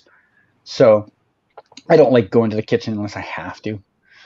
So for me, I eat out 80% of my meals. So in the past, it would have been McDonald's, pizza places, a couple other things like that. But now I have real food places around that I can go to. And I found my eating habits have definitely changed in the last 5 years. And even more 2 years ago when the pandemic started, because where I live in, lucky enough, it's run by the city. And the city had an emergency plan thing, like put in place before this for if there was any type of real disaster. And so we were part of that plan, and they were bringing us meals every day, pre-made, like 3 times a week. You'd get this box of things, and they weren't just like like Chef Boyardee put in a box. Like these are real meals made by real restaurants. So I was getting good meals for a while, and getting a variety of things I'd never tried before. So I started to get a little more used to eating good meals. I still go to, A&W or Wendy's or something like that, probably 6 or 8 times a month. And I still have some bad habits like milkshakes. I have really upped my milkshake content in the last 2 years. But I do eat better than I did 2 years ago, and much better than 5 years ago living downtown, where I have more options. And I'm sorry to the chat. We know this has nothing to do with your favorite show. Yeah. I mean, cutting out soda is crazy because that's hard to do. It is so hard. Like now, whenever I drink, because when she was out on Wednesday or something, she brought home a Mountain Dew, and when I used to drink it every day, it was just Mountain Dew. But when I took that first sip of that bottle, oh my God, I was like, oh, this is what I've been missing. I haven't had soda and I haven't had a Mountain Dew in weeks. I'm like, oh my God. See, I frequently have to get stuff done to my teeth because of how bad they are. And after that, I have to obviously not drink soda at least for a couple of days. Yeah. So that first day, not only are you suffering from the blood loss and the pain, so you got a headache, you also have this want for that. I find that is usually the point where I could, in theory, kick this habit, but I usually cave in about 6 or 10 days later. Like, there was one time after it, I went probably about 8 or 10 days without having a soda. And then I was just like, okay, I've got this under control. I'm going to go have one with my meal. And it did not. It really is a thing. Like, I don't know how many people here have something that they know they've got an addiction to, but you can stop doing that thing. You can. But if you ever just go back and be like, oh, I've got it under control now, and you try it again, you probably don't have it under control. Yeah, I think mine is caffeine. Yeah. Yeah, I mean, I have a. I don't even know if I could say this word on YouTube. I have an eating. Can I say it? I don't. I mean, I think anyone can put together this thing that you had in ordering something. Yeah, I have. I have a very nasty one. So which I've been it's only been like this year where I started getting help for it. So because I didn't didn't know that you can go the other way, because a lot of it is just we see in media it is when someone is anorexic, but it actually can go off the other way too. So and that's probably what caused me to get diabetes in general. So I love that everyone in the chat are not all talking about food and soda, and so I'm just like, y'all bitches are making me fucking hungry. So let's move. This is probably true. Saying once all the super shows are done, Hell Show Talk and Reaction. That's funny. So tomorrow is Netflix's Tudum. It's tomorrow. What a name! It's so weird, but yeah. So it's happening. What's tomorrow. That mean? What do you mean, Tudum? Yeah. When you watch Netflix, when you go to Netflix and you click on a Netflix show, it goes Tudum. Oh. Yeah. So this is the worst name. I'm sorry, but this is the worst name I've ever heard for an event. They're having their event tomorrow, and they're showing trailers, making announcements, all that. So be prepared, guys. It's going to be a long day tomorrow with those things. If you're excited for all that. Cool. We'll get 11 movies no one's ever heard about. Exactly. Well, I mean, they're finally talking about The Witcher Blood Origin, which is that prequel that they announced forever ago, and nothing has been said since. So that's good. I think it was rumored that Jason Momoa was going to do some sort of Witcher. I heard a rumor that they're going to have Henry Cavill there doing something with Superman. That's what I heard. He's actually going to be there for Witcher season 3, but that's funny. He's like, and Enola Holmes too, because that movie is getting promoted too. But it's like, yeah, he's gonna pop up as Superman. Netflix bought DC. That would be quite something. Yeah, it would. Or maybe Amazon just we're gonna just buy DC and put them all in the boys universe. So. Oh God, don't do that, please. Mm-hmm. By the way, I'm in the middle of season 2, CG, and when I learned, you should have seen the face I made when I learned what Stormfront was what actually was. Oh, that was a big one. If you ever get bored enough to go watch like reaction videos for the episode where she's revealed what she is, watch the like episode before that, especially from female reactors. Because that's the episode where she's sitting there, you know, in the interview, and she's like, "Can we get like pockets on these things and all that stuff?" And all the female reactors like, "Oh, I love her. She's amazing. Yes, more of her." And then next episode, they have to eat their words. Yeah. Well, I got sus when she killed that person's brother, and she said a particular word. I'm like, I'm sorry, what now? Yeah, that's when everyone realized it was when she called him that name that she might not be the best role model. Look at us self-editing ourselves. We're amazing. Yeah, so well, it's not just that we're holding spoilers back for Jordan for when he eventually watches this show. No, Jordan. Bridgerton, Outer Banks, and Wednesday. I mean, Wednesday they already announced when Wednesday comes out. Hot take: the Mandoverse is better than the sequel trilogy. That's not a hot take though, because a lot of people like what they've been doing on the Mandalorian over the sequel trilogy. That's not a hot take, Scott. There's a Mandoverse? Well, yeah, I guess like Mandalorian, Book of Boba Fett. Does it have a League of Superheroes on it? I guess, sure. Yeah, Witcher game. Like we know they're making another Witcher game. I doubt you'll hear anything or see anything soon because it just got announced a little while ago.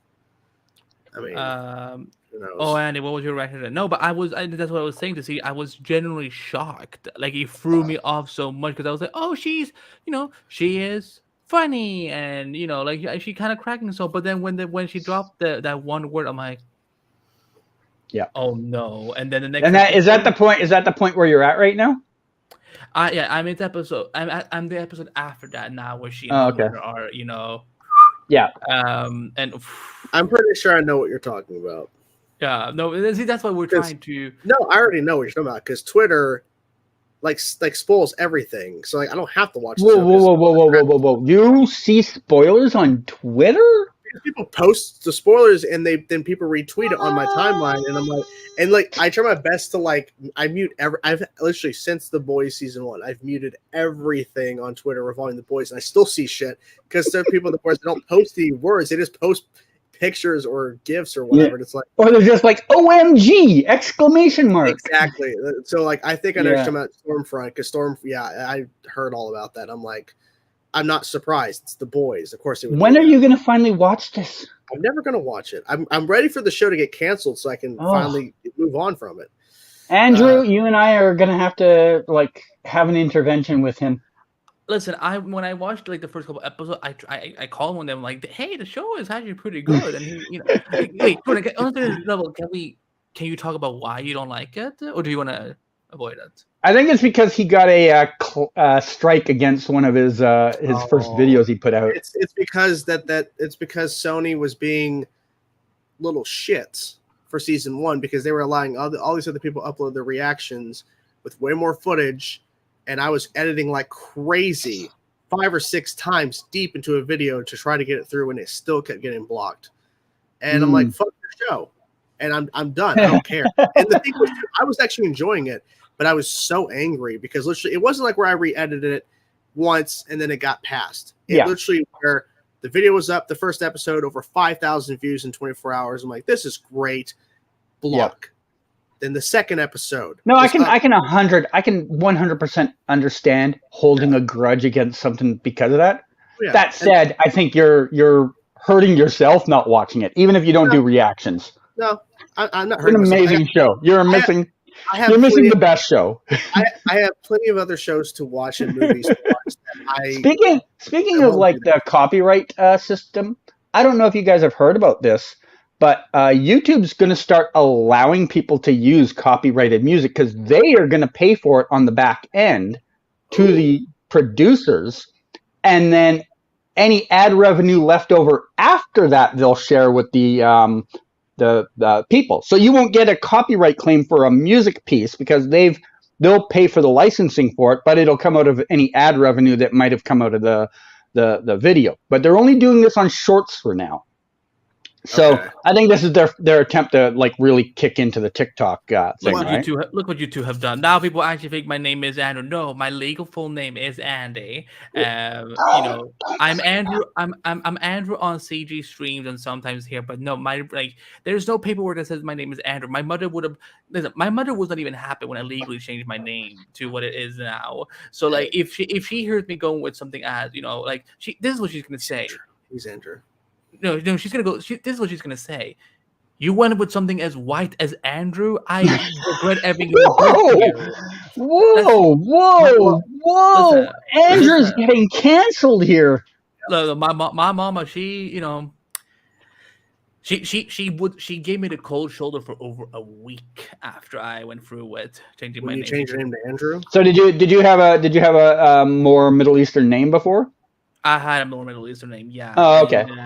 But for me, it's like the problem with that name was that I always felt it reminded me of all the bad times when I was a kid, when my autism was at worst, and like how when they say that name, especially in a Persian way, they always sounds like even though they don't mean to be demeaning, it sounds like they're talking down to me, and it's just remind me of those bad times. And for me, it was like as a teenager, started identifying and going by Andy. Like when I started playing Yu-Gi-Oh with my friends, though, and like when they asked me what my name was, I just said Andy because I felt like this is more suitable for me. In high school, I was always called Andy. And I remember my gym teacher. She definitely tried like, are you sure I can't just call you Andrew? I'm like, no, it's not Andrew. Like it literally, I'm like, what is this? So like, but you're Andrew now. Now that you're older, you're Andrew. It's good to see you've grown with the name. If she saw this video and like she remembered me because she's probably retired, and she'll be like, "That motherfucker!" I saw and he because I said it in front of all my classmates. They're like, "No, my name is Andy. It's not Andrew." He's like, "Okay." But it's not. Yeah. It's not like Andreas or Enderham. Or Andor. Andor. Is it Andor? Is your name Andor? Yeah, exactly. Yeah, I don't even know if it's Middle Eastern or not. Thank you. My top 3 shows for the year so far are Sandman, House of the Dragon, and She-Hulk. Okay.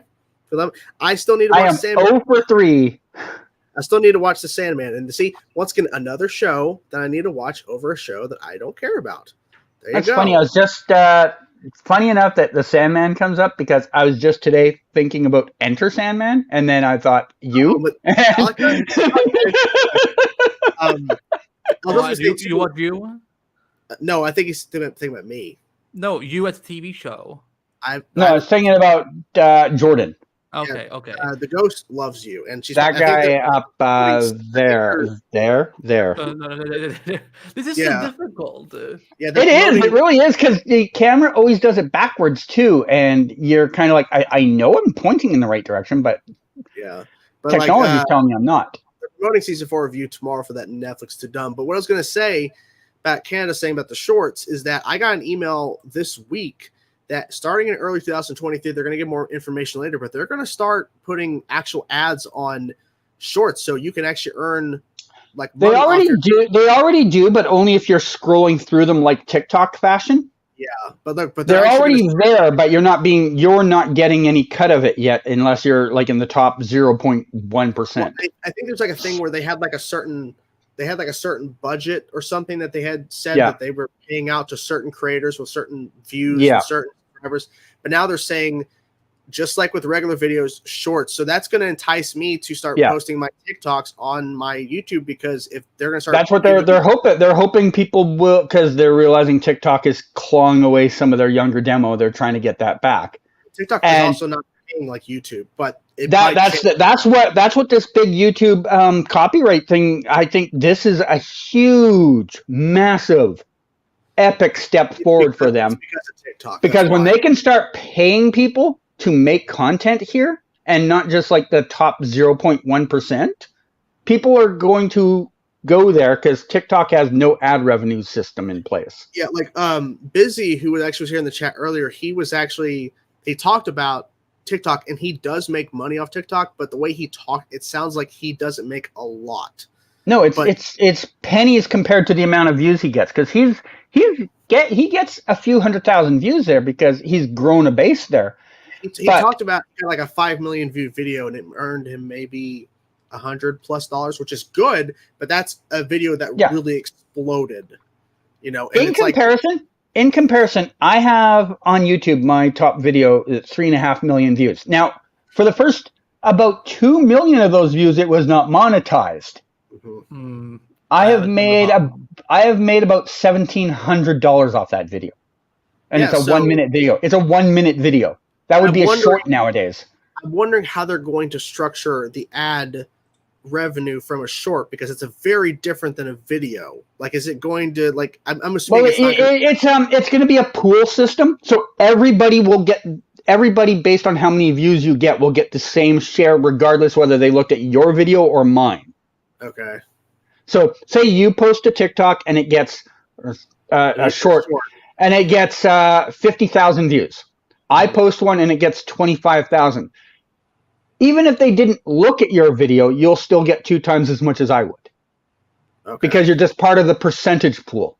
Doesn't matter if they watched your video or if they watched a Will Smith video. You still get a percentage of everybody's revenue. So say they make $5 million in ad revenue that month. You would get the percentage based on how many views you got, regardless whether people watched your video and the ad was there after it. Yeah, it's going to be interesting to see how this all works because, like you said, there's a channel. I watch him all the time. Philip DeFranco. Okay. He covered this about 5 or 6 days ago. I wonder if I can find the video right away. He breaks it down fairly well. He even talks to like one of his representatives about it. Just talk. I'll see if I can figure out which video it is. I'll send it to you in the. I'll send it to you in the private chat if I find it. Okay. It's got about saying "Do Revenge" is my top movie of the year. I've not heard of that. Have you heard about that, Andy? Do Revenge? No. Never heard of that. Maybe a Netflix movie. Super from Jake. My free shows for the year so far are Kenobi, Cobra Kai, and Stranger Things. Good pull, because I was thinking Cobra Kai as well when I saw that previous list, and Stranger Things definitely for sure. I mean, Stranger Things is fantastic what they did with season 4, and Cobra Kai. I'm like, we're 5 seasons in. Like, I know the show's going to be good and the season's going to be good, but my God, season 5 was fantastic as Cobra Kai. It was so good. And like that fight with Vader at the end and Kenobi, like at the final episode, was great. Like, that was a good fight. I wish the show was overall better, but Again, I look at this. I mean, Andy involved level ups to become Andor. Then this is what's going to happen. Wow, you have seriously leveled up. Yeah, is that what they said in court when you changed your name to Andrew? Like, yeah, you seriously leveled up. I didn't. Why would I go to court? Well, that's where I had to go. I had to go to within the court. Luckily, I didn't have to go in front of a judge. But when I changed my last name, I had to submit all my documents. That was probably the papers I signed, but it wasn't. Yeah, no, but I just sent it in. Well, I mean, like they told me that if I don't get approved, that I'd have to go in front of a judge to answer questions and everything, because like there's sometimes where if you don't give enough information, or if your reasoning for changing your last name is not valid or not a good reason to change your last name, then they will call you in front of a judge to answer questions. And I'm like, oh God. Also, Shade O'Gray's actual name. Yeah, that's it. Is. His mother gave birth to him and said, "You know what? I'm gonna name it after a tool, and then I'm gonna name it after a description of a word of an action. Not reaction, reacts. I want to shorten it up a little bit. I'm actually Chainsaw Reaction. That's my full name, but we shorten it up for for the kids out there. No, reacted because you're like Chainsaw Junior, like Chainsaw Senior. With like, my dad, Chainsaw Senior over here. Yeah, he had reaction. Good Lord. Let's see. A lot of people talk about like favorite shows of the year. Like, do we what are some of our favorite shows of the year? 2022 I mean, I don't watch a lot anymore. So my depth of favorite shows is pretty limited. I'd say Peacemaker and was The Boys in 2022. Yeah.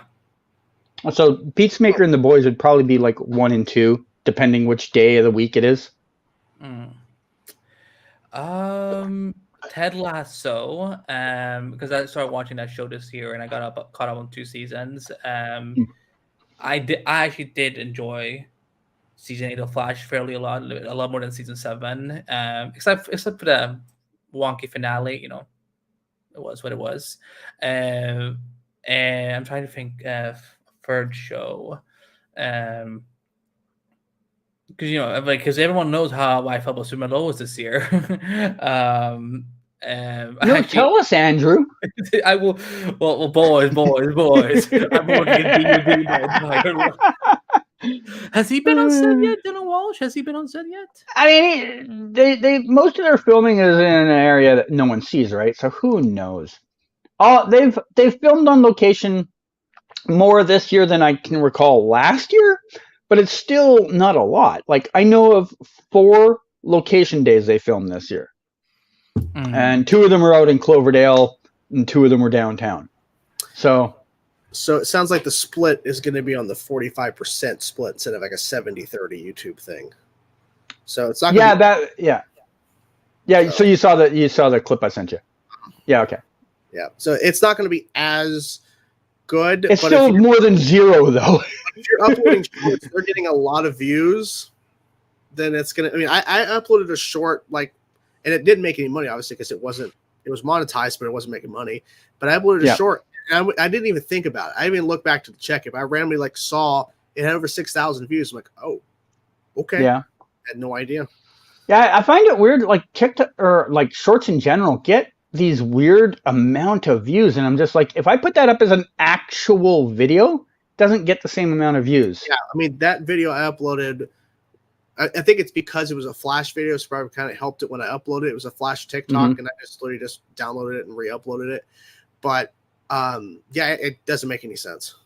Well, speak of anything, people like short and consistent content these days. So But sorry, I didn't mean to cut you off, Andy. Sorry about that. What I mean to say is, if I were to post a 1-minute video or a 1-minute short of the exact same scene, that short will get 30 times the views somehow, even though it's the exact same content. And TikTok would probably do even more, depending on your viewer base and how it spreads. Yeah, I mean that's all about making the viral video over there, though. And that's the thing. I think the issue with TikTok and social media in general is because TikTok has made it to where pretty much anybody. I've had a couple of viral videos. I had a video I made talking about Netflix that got over 500,000 views, and it was just me talking on my phone. And so it can happen to anybody. And I think the thing is that there's so many people on TikTok with millions of followers that no one actually knows. There's been a story. I told Andy this. There was a story of a girl with millions of followers on TikTok. She promoted and was doing this meet and greet. Nobody showed up. Yeah. Had millions of followers, had all these views. No one showed up at her meet and greet. She had all this stuff planned out, nothing. Because it's free to just sit on your phone and scroll and watch someone's content and having to actually go. You can just scroll through your For You page. Yeah. Follow people. And if you're on your For You page constantly. I've told a few people this over the time when they're like, oh, how do I grow my audience? I'm like, don't worry so much about growing your audience as much as growing just think about the view count, because that's what you get paid for in the end. Because it doesn't matter if you have 200,000 followers if only 3,500 of them are coming to your video a day. Because the rest of them, they followed you for one piece of content, and they never have looked at your. I've got people in my timeline I haven't looked at in 2 years. Yeah, me too. I follow them, and I just don't have the heart to unfollow them because they were nice. TikTok, literally, if you're on your For You page, you can follow anybody as you're scrolling through. Yeah. But the probability of you seeing one of their videos again in your For You page is very dependent on what other stuff you watch, because you may never see a video there ever again unless you're specifically searching them out. And that's the thing. You can literally just follow. I follow people that I don't even remember following. And I think it must be like Wow. an accident click. And so I go and unfollow people. I'm like, I don't remember following you, so I unfollow. But there's been times where I follow somebody, I don't see a video of theirs in months, and also I'm like, oh, I forgot about them. And then there's all these videos I missed because it's not popping up for me. Yes, I have that problem on Facebook feeds. There's people I followed on there for certain business stuff, and all of a sudden one day I'll be like, you know what? I haven't heard from so-and-so in a long time. I wonder what happened to their page. And I'd look on their page and it's active. And I'm like, how's that never coming up in my feed?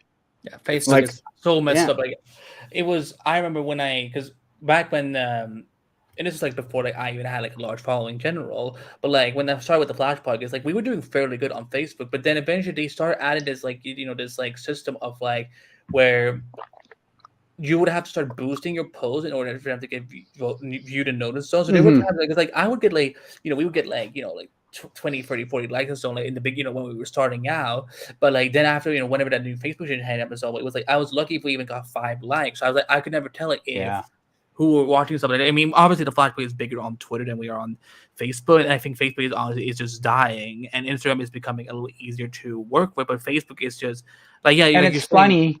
It's funny because Instagram and Facebook are the same company. I know, that's what's so hilarious about it. Like Meta, I find Facebook has been, or Instagram has been really problematic for me lately, like in the using part of it. I mean, they've always been problematic because they don't put their posts in order. Facebook technically does the same thing, but at least you can set Facebook's into order. But Instagram right now, you can't, at least for me, because I only use it on desktop. I don't use it on my phone. I'm not, I'm not a child, so I use a desktop.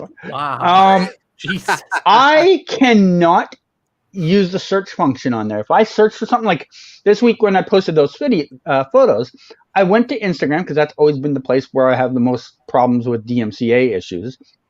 I went there to go search for photos under different tags there, and all that shows up is the top 9 most popular photos there, and you can't scroll down to most recent. There's no most recent category anymore. I'm sending you a screenshot from the desktop version because I use Instagram on despite the fact that I'm apparently a child.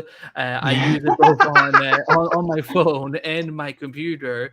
But like if you click on this, and then you click on that drop menu, and then you click on following, that's when you actually it will do it in order. That's what I learned about just a couple of weeks ago.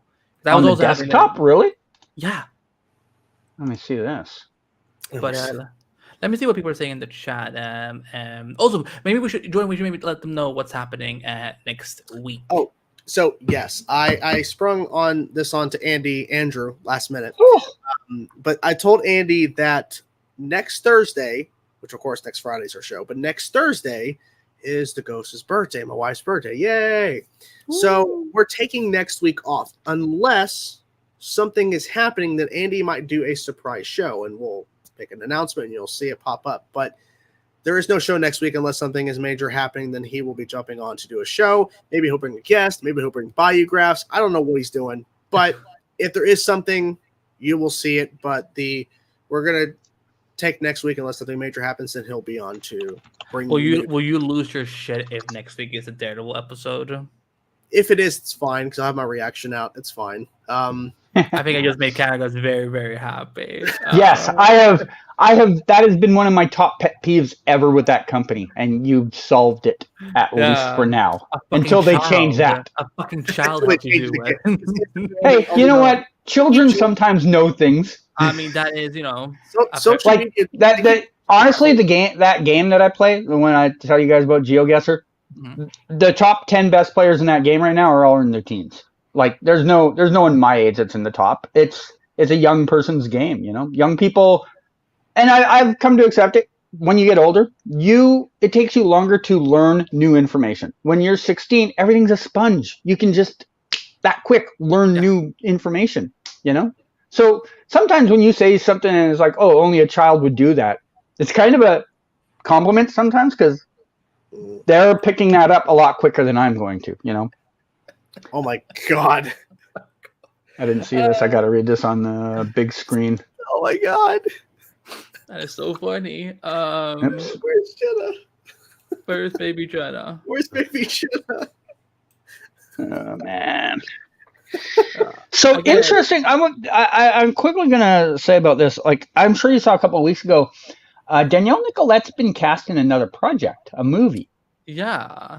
and you don't just cast those things 7 months in advance, especially for a small movie like that. So, is she leaving the Flash for a couple of months? Probably. I think whenever, because apparently Jesse, we know Jesse will be in a few episodes. Maybe like whenever he goes, she goes with him. Hmm. Or I think that's actually entirely probably what's possible.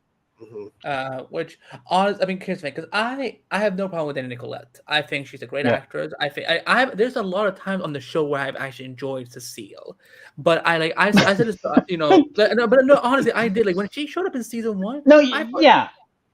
she was To be brutally honest, every character on the show, even the one that I have allegedly hate, has good moments on the show. You do. yeah. Like that everybody has times on the show where they're all right. Yeah, It's I think no. it's consistency sometimes that's the problem.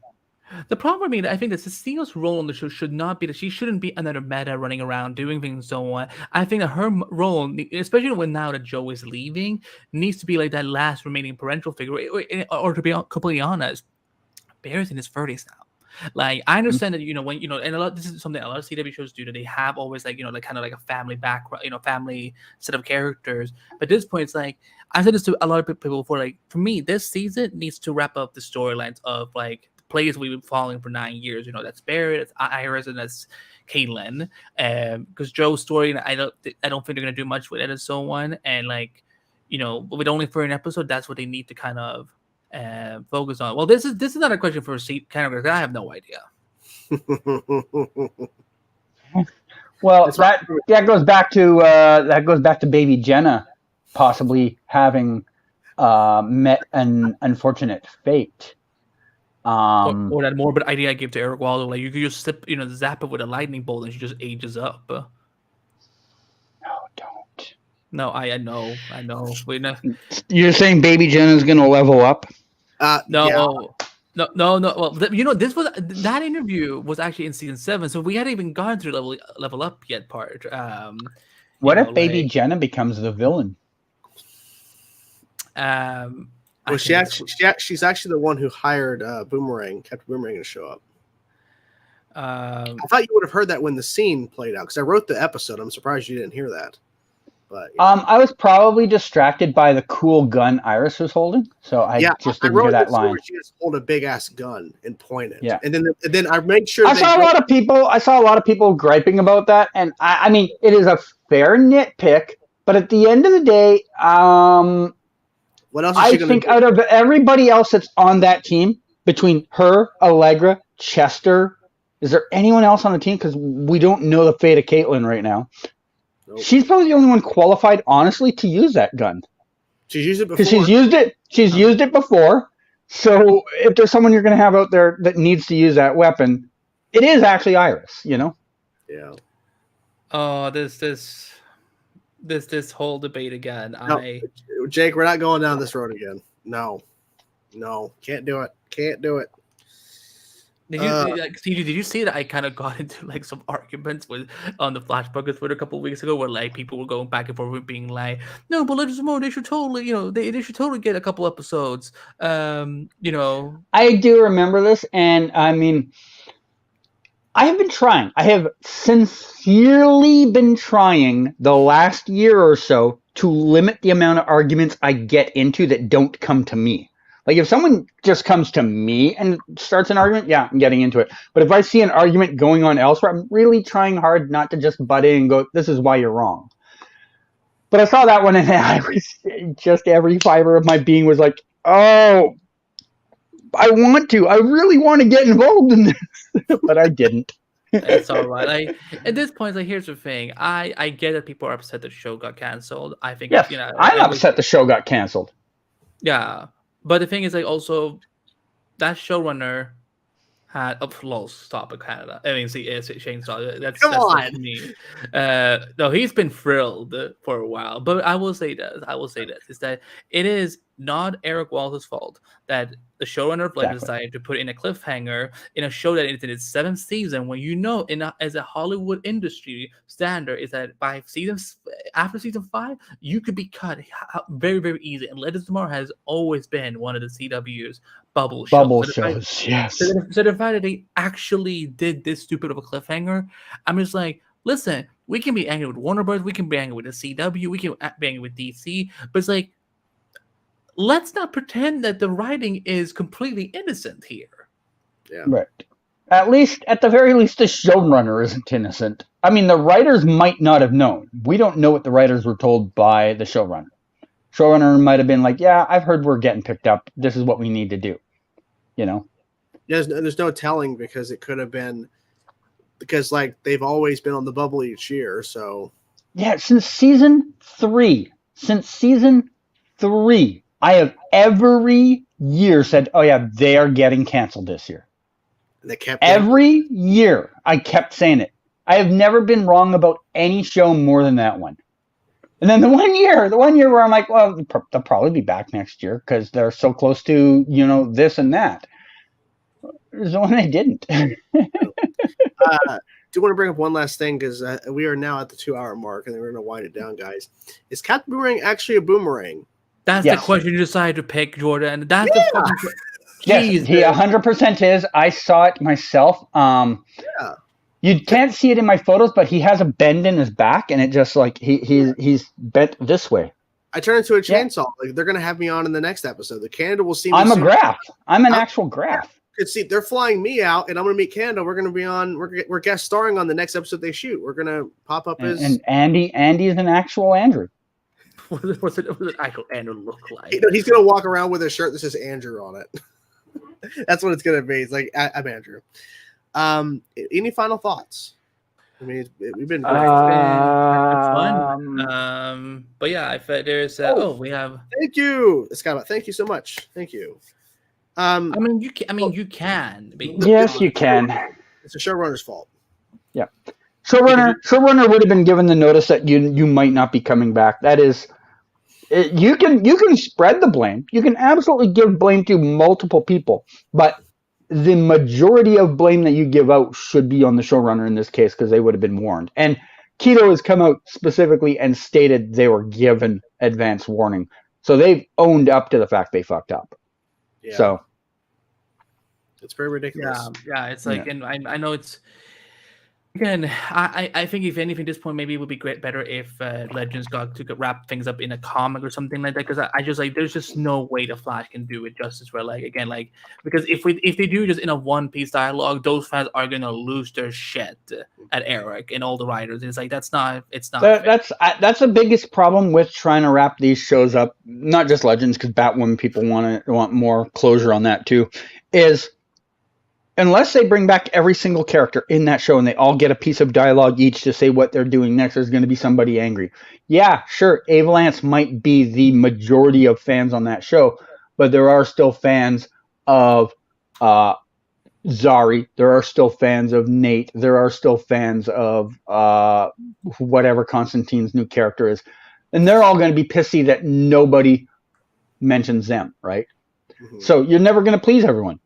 Never going to please anyone. So why only please 25% of the people? Just leave it as is, I mean, literally, it's like if season 9 wasn't the final season and they had like 15, 18 episodes, whatever, even 20. If there was 18, I'd be like, I think it should happen. But 13, you can't do it.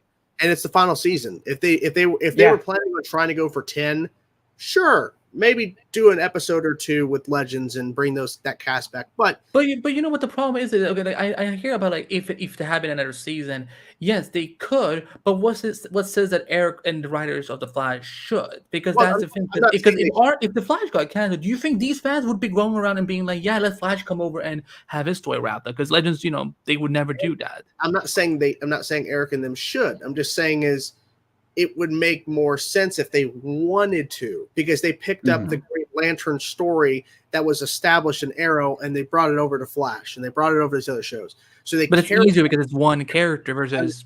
And I'm not arguing with that. I'm saying they did that. So I'm saying Arrow could have done that if they wanted to.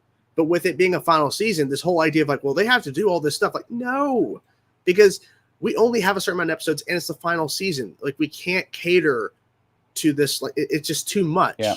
It just won't work. The best thing would have been if they never ended on a cliffhanger, and if they still got canceled, the Legends could have shown up at least as like, again, because like in my mind, I would imagine that there's gonna be a lot of people showing up towards the end, but only not to have their storylines continue, but they're gonna be there to support Barry and whatever it is that they're dealing with in season 9. Mm-hmm. That's perfectly fine, because that was the whole my rule with season 10 of Smallville was that any DC character, any character that comes into the show that is not a series regular, can only come in to serve as Clark's final chapter before becoming Superman.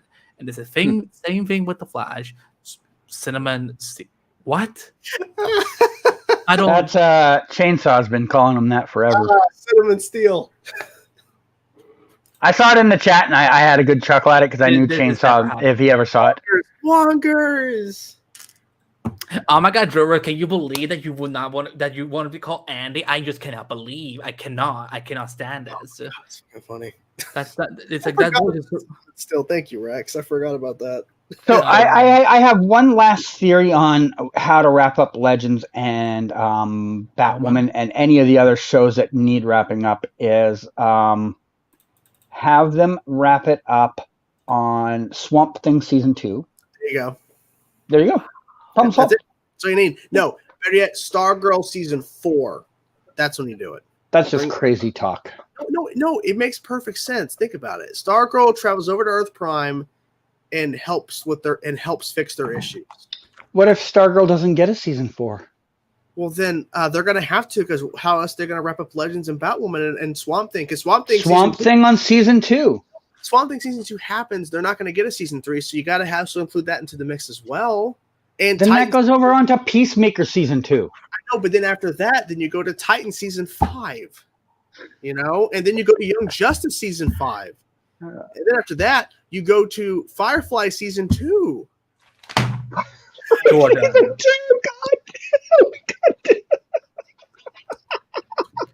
We literally had a segment, and it all ends, of course, on Green Arrow and the Canary season 1. Exactly. Starring Cat McNamara as all the characters. They will do season 1 of what was that show they were going to do? That Black Lightning spinoff that didn't happen. Oh, Painkiller. Painkiller. They'll do a season 1 of Painkiller after that. Yeah. Oh no. It just where you expect it. It's Andy, but it's not. Wait. Nandy? I don't know. It's like this is. Wow. It's like Andy, but the N is in front of the A, or no, the D. No, it's Andy, but it's ANYD. Yeah, it's flipping. Like they make it so, because her spelling of her name is fucking weird too. Yeah, it wasn't even that. She was fucking annoying as hell. I was like, "What the hell are we looking at?" So like, when she said that, I'm like, I don't understand. Wait, where else would it be? Is not what you think. But it's like there's literally subtitles, and we see where it is. Like this was so stupid, but no Firefly season 2. Fuck that shit. After all of that, then you do the failed attempt at Katie Cassidy wanting to get a Birds of Prey show off the ground. Now that I think about it, I guess Firefly season 2 would be problematic. And then you do CW season 1. Wait, what? Powerpuff Girls CW season 1. It's because no one has talked about it. Because and then you do Gotham Knights season 2 through 10. Oh, I forgot about Gotham. How did I forget about Gotham Knights? I mean, that is the next big thing in television. Atlanta took it. Gotham Knights is going to sweep the Emmys. It's going to win everything. It's going to. Do you know how funny, legitimately funny it would be if the show actually turns out to be good and ends up getting an Emmy in the drama category, which CW has never done to date. They've won a couple of comedy Emmys, never won a drum Emmy, and everybody has to at the end of the fucking year go back and be like, I was wrong. I will watch the pilot when it airs. Listen. Here's the thing. And like, what it, like, I mean, it's us free, arrogant after party, it lasts and so on. Here's the thing: we may all be joking about Gotham, but everyone can know for fuck's sake that we're all gonna be watching the damn pilot whether we want to or not, because we all. Hey, I watched. I knew with 100% certainty Batwoman was going to be a failure. Season 1, it was going to get canceled. This show is garbage. Watched the pilot. It was okay. So you never know. I mean, Ruby didn't exact. I mean, in a lot of Ruby Rose kind of did get the show canceled. It came back as yes, a different show. But I just. But yeah, next week no show. But I may be back. The thing is, it could be so fun if Daredevil does show up and Jordan's could be like, well, if he what if he does? What do I do? Because I will not sit here alone and talk about it. I will bring on someone then and be like, well, I'm going to send out a notice to everybody to not listen to any Andy's DMs next week, just so he has to sit here by himself and explain whatever happened on Daredevil I would just season 5. I would just call Grant and ask him to come on. If Daredevil appears in next week's episode of She-Hulk and there's no show, then I'm going to be like this and be like, are you kidding me? Fuck! What the fuck? God damn it! And that's going to be Andy when no one shows up to help him. I mean, listen. If you change the name to Andrew in your little thing there, maybe people show up. Listen, when I did that whole stream by myself for the Flash and Superman and Lois finale, like, it went pretty good. I could talk for 2 hours, so I mean, look, when after the Comic-Con stream, you left me like a crying, like CG. I was crying because I had watched that Black Panther trailer. So like, I sit there by myself because he had to go, and I'm trying to collect myself in front of like 200 people. I'm like, I don't know what I'm doing. Wait, what? Wait, I don't understand. Why is this so funny? It's like he's like, you mean the girl in the Batwoman suit? Like he's completely. But that was her. That was a girl wearing that Batwoman. With the girl, like just. It didn't matter that she was in the first scene of the show. It's like, oh, you're the girl in the Batwoman suit? Like, don't you mean the girl they edited out from the Crisis sequence? Oh my god! Oh my god! Show up for the that was one of the most petty things I've ever seen anybody ever do. Yeah. I don't know what the legal reason was behind doing it, but I was. They would have to pay her. So yeah, I was just laughing so hard at that. And the individual who got the stunt double to be the entire final fight of Crisis, by the way, who wasn't there. Oh yeah. Which I still to this day, what's weird about that one too is there was a lot of weirdness on set that day. I mean, obviously Ruby wasn't there for that fight, even though her character was, and I'm sure I've said this before. Black Canary, the Juliana Harkavy version, was on set and never showed up in the scene. They cut her out, and they had her in the bunker instead. Yeah. Yeah, like the weirdest thing. Yeah, so if you watch the final fight, Andy, between Anti-Monitor, we're in that like gravel area, wherever it's like a weird location.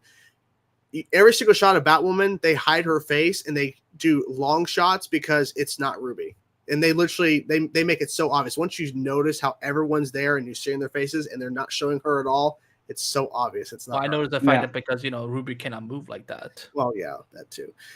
But anyways, I remember how absurd, because I remember I think it's a CG poster where like you see all the stunt doubles running towards them and then getting all flipped back in the air, I think they had wires on. It still amazes me something how close you fucking get, and I'm like, is he sitting like in a bunker or something? How the fuck can he get so close? Like we're like you see all 7 of them running towards the Anti-Monitor, and it's their stunt doubles, but they all get pulled back with wires. I'm like, is no one? She wasn't there. Yeah.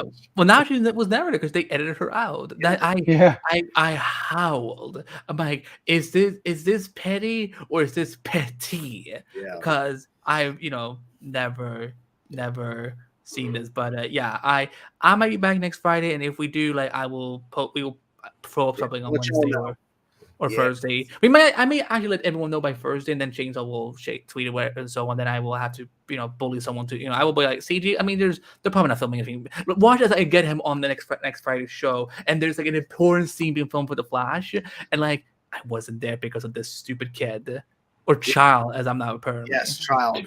Yes. So, thank you all for being here and being a part of episode 30 of In This Multiverse. Hope you guys have a great weekend. We will talk to you guys soon. Oh, wait.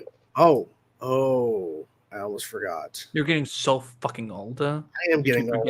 You're forgetting things. Sorry, everybody. Here you go. Metas killed your parents, Gracie. They all deserve to die. Don't believe him, Grace. Gracie. Have you also noticed Nora just stands there like this in the background? He's standing in the back. One more time. So when the clip starts right away, look at Nora in the background just standing like really weirdly. Here you go. Metas killed your parents, Gracie. They all deserve to die. Don't believe him, Grace.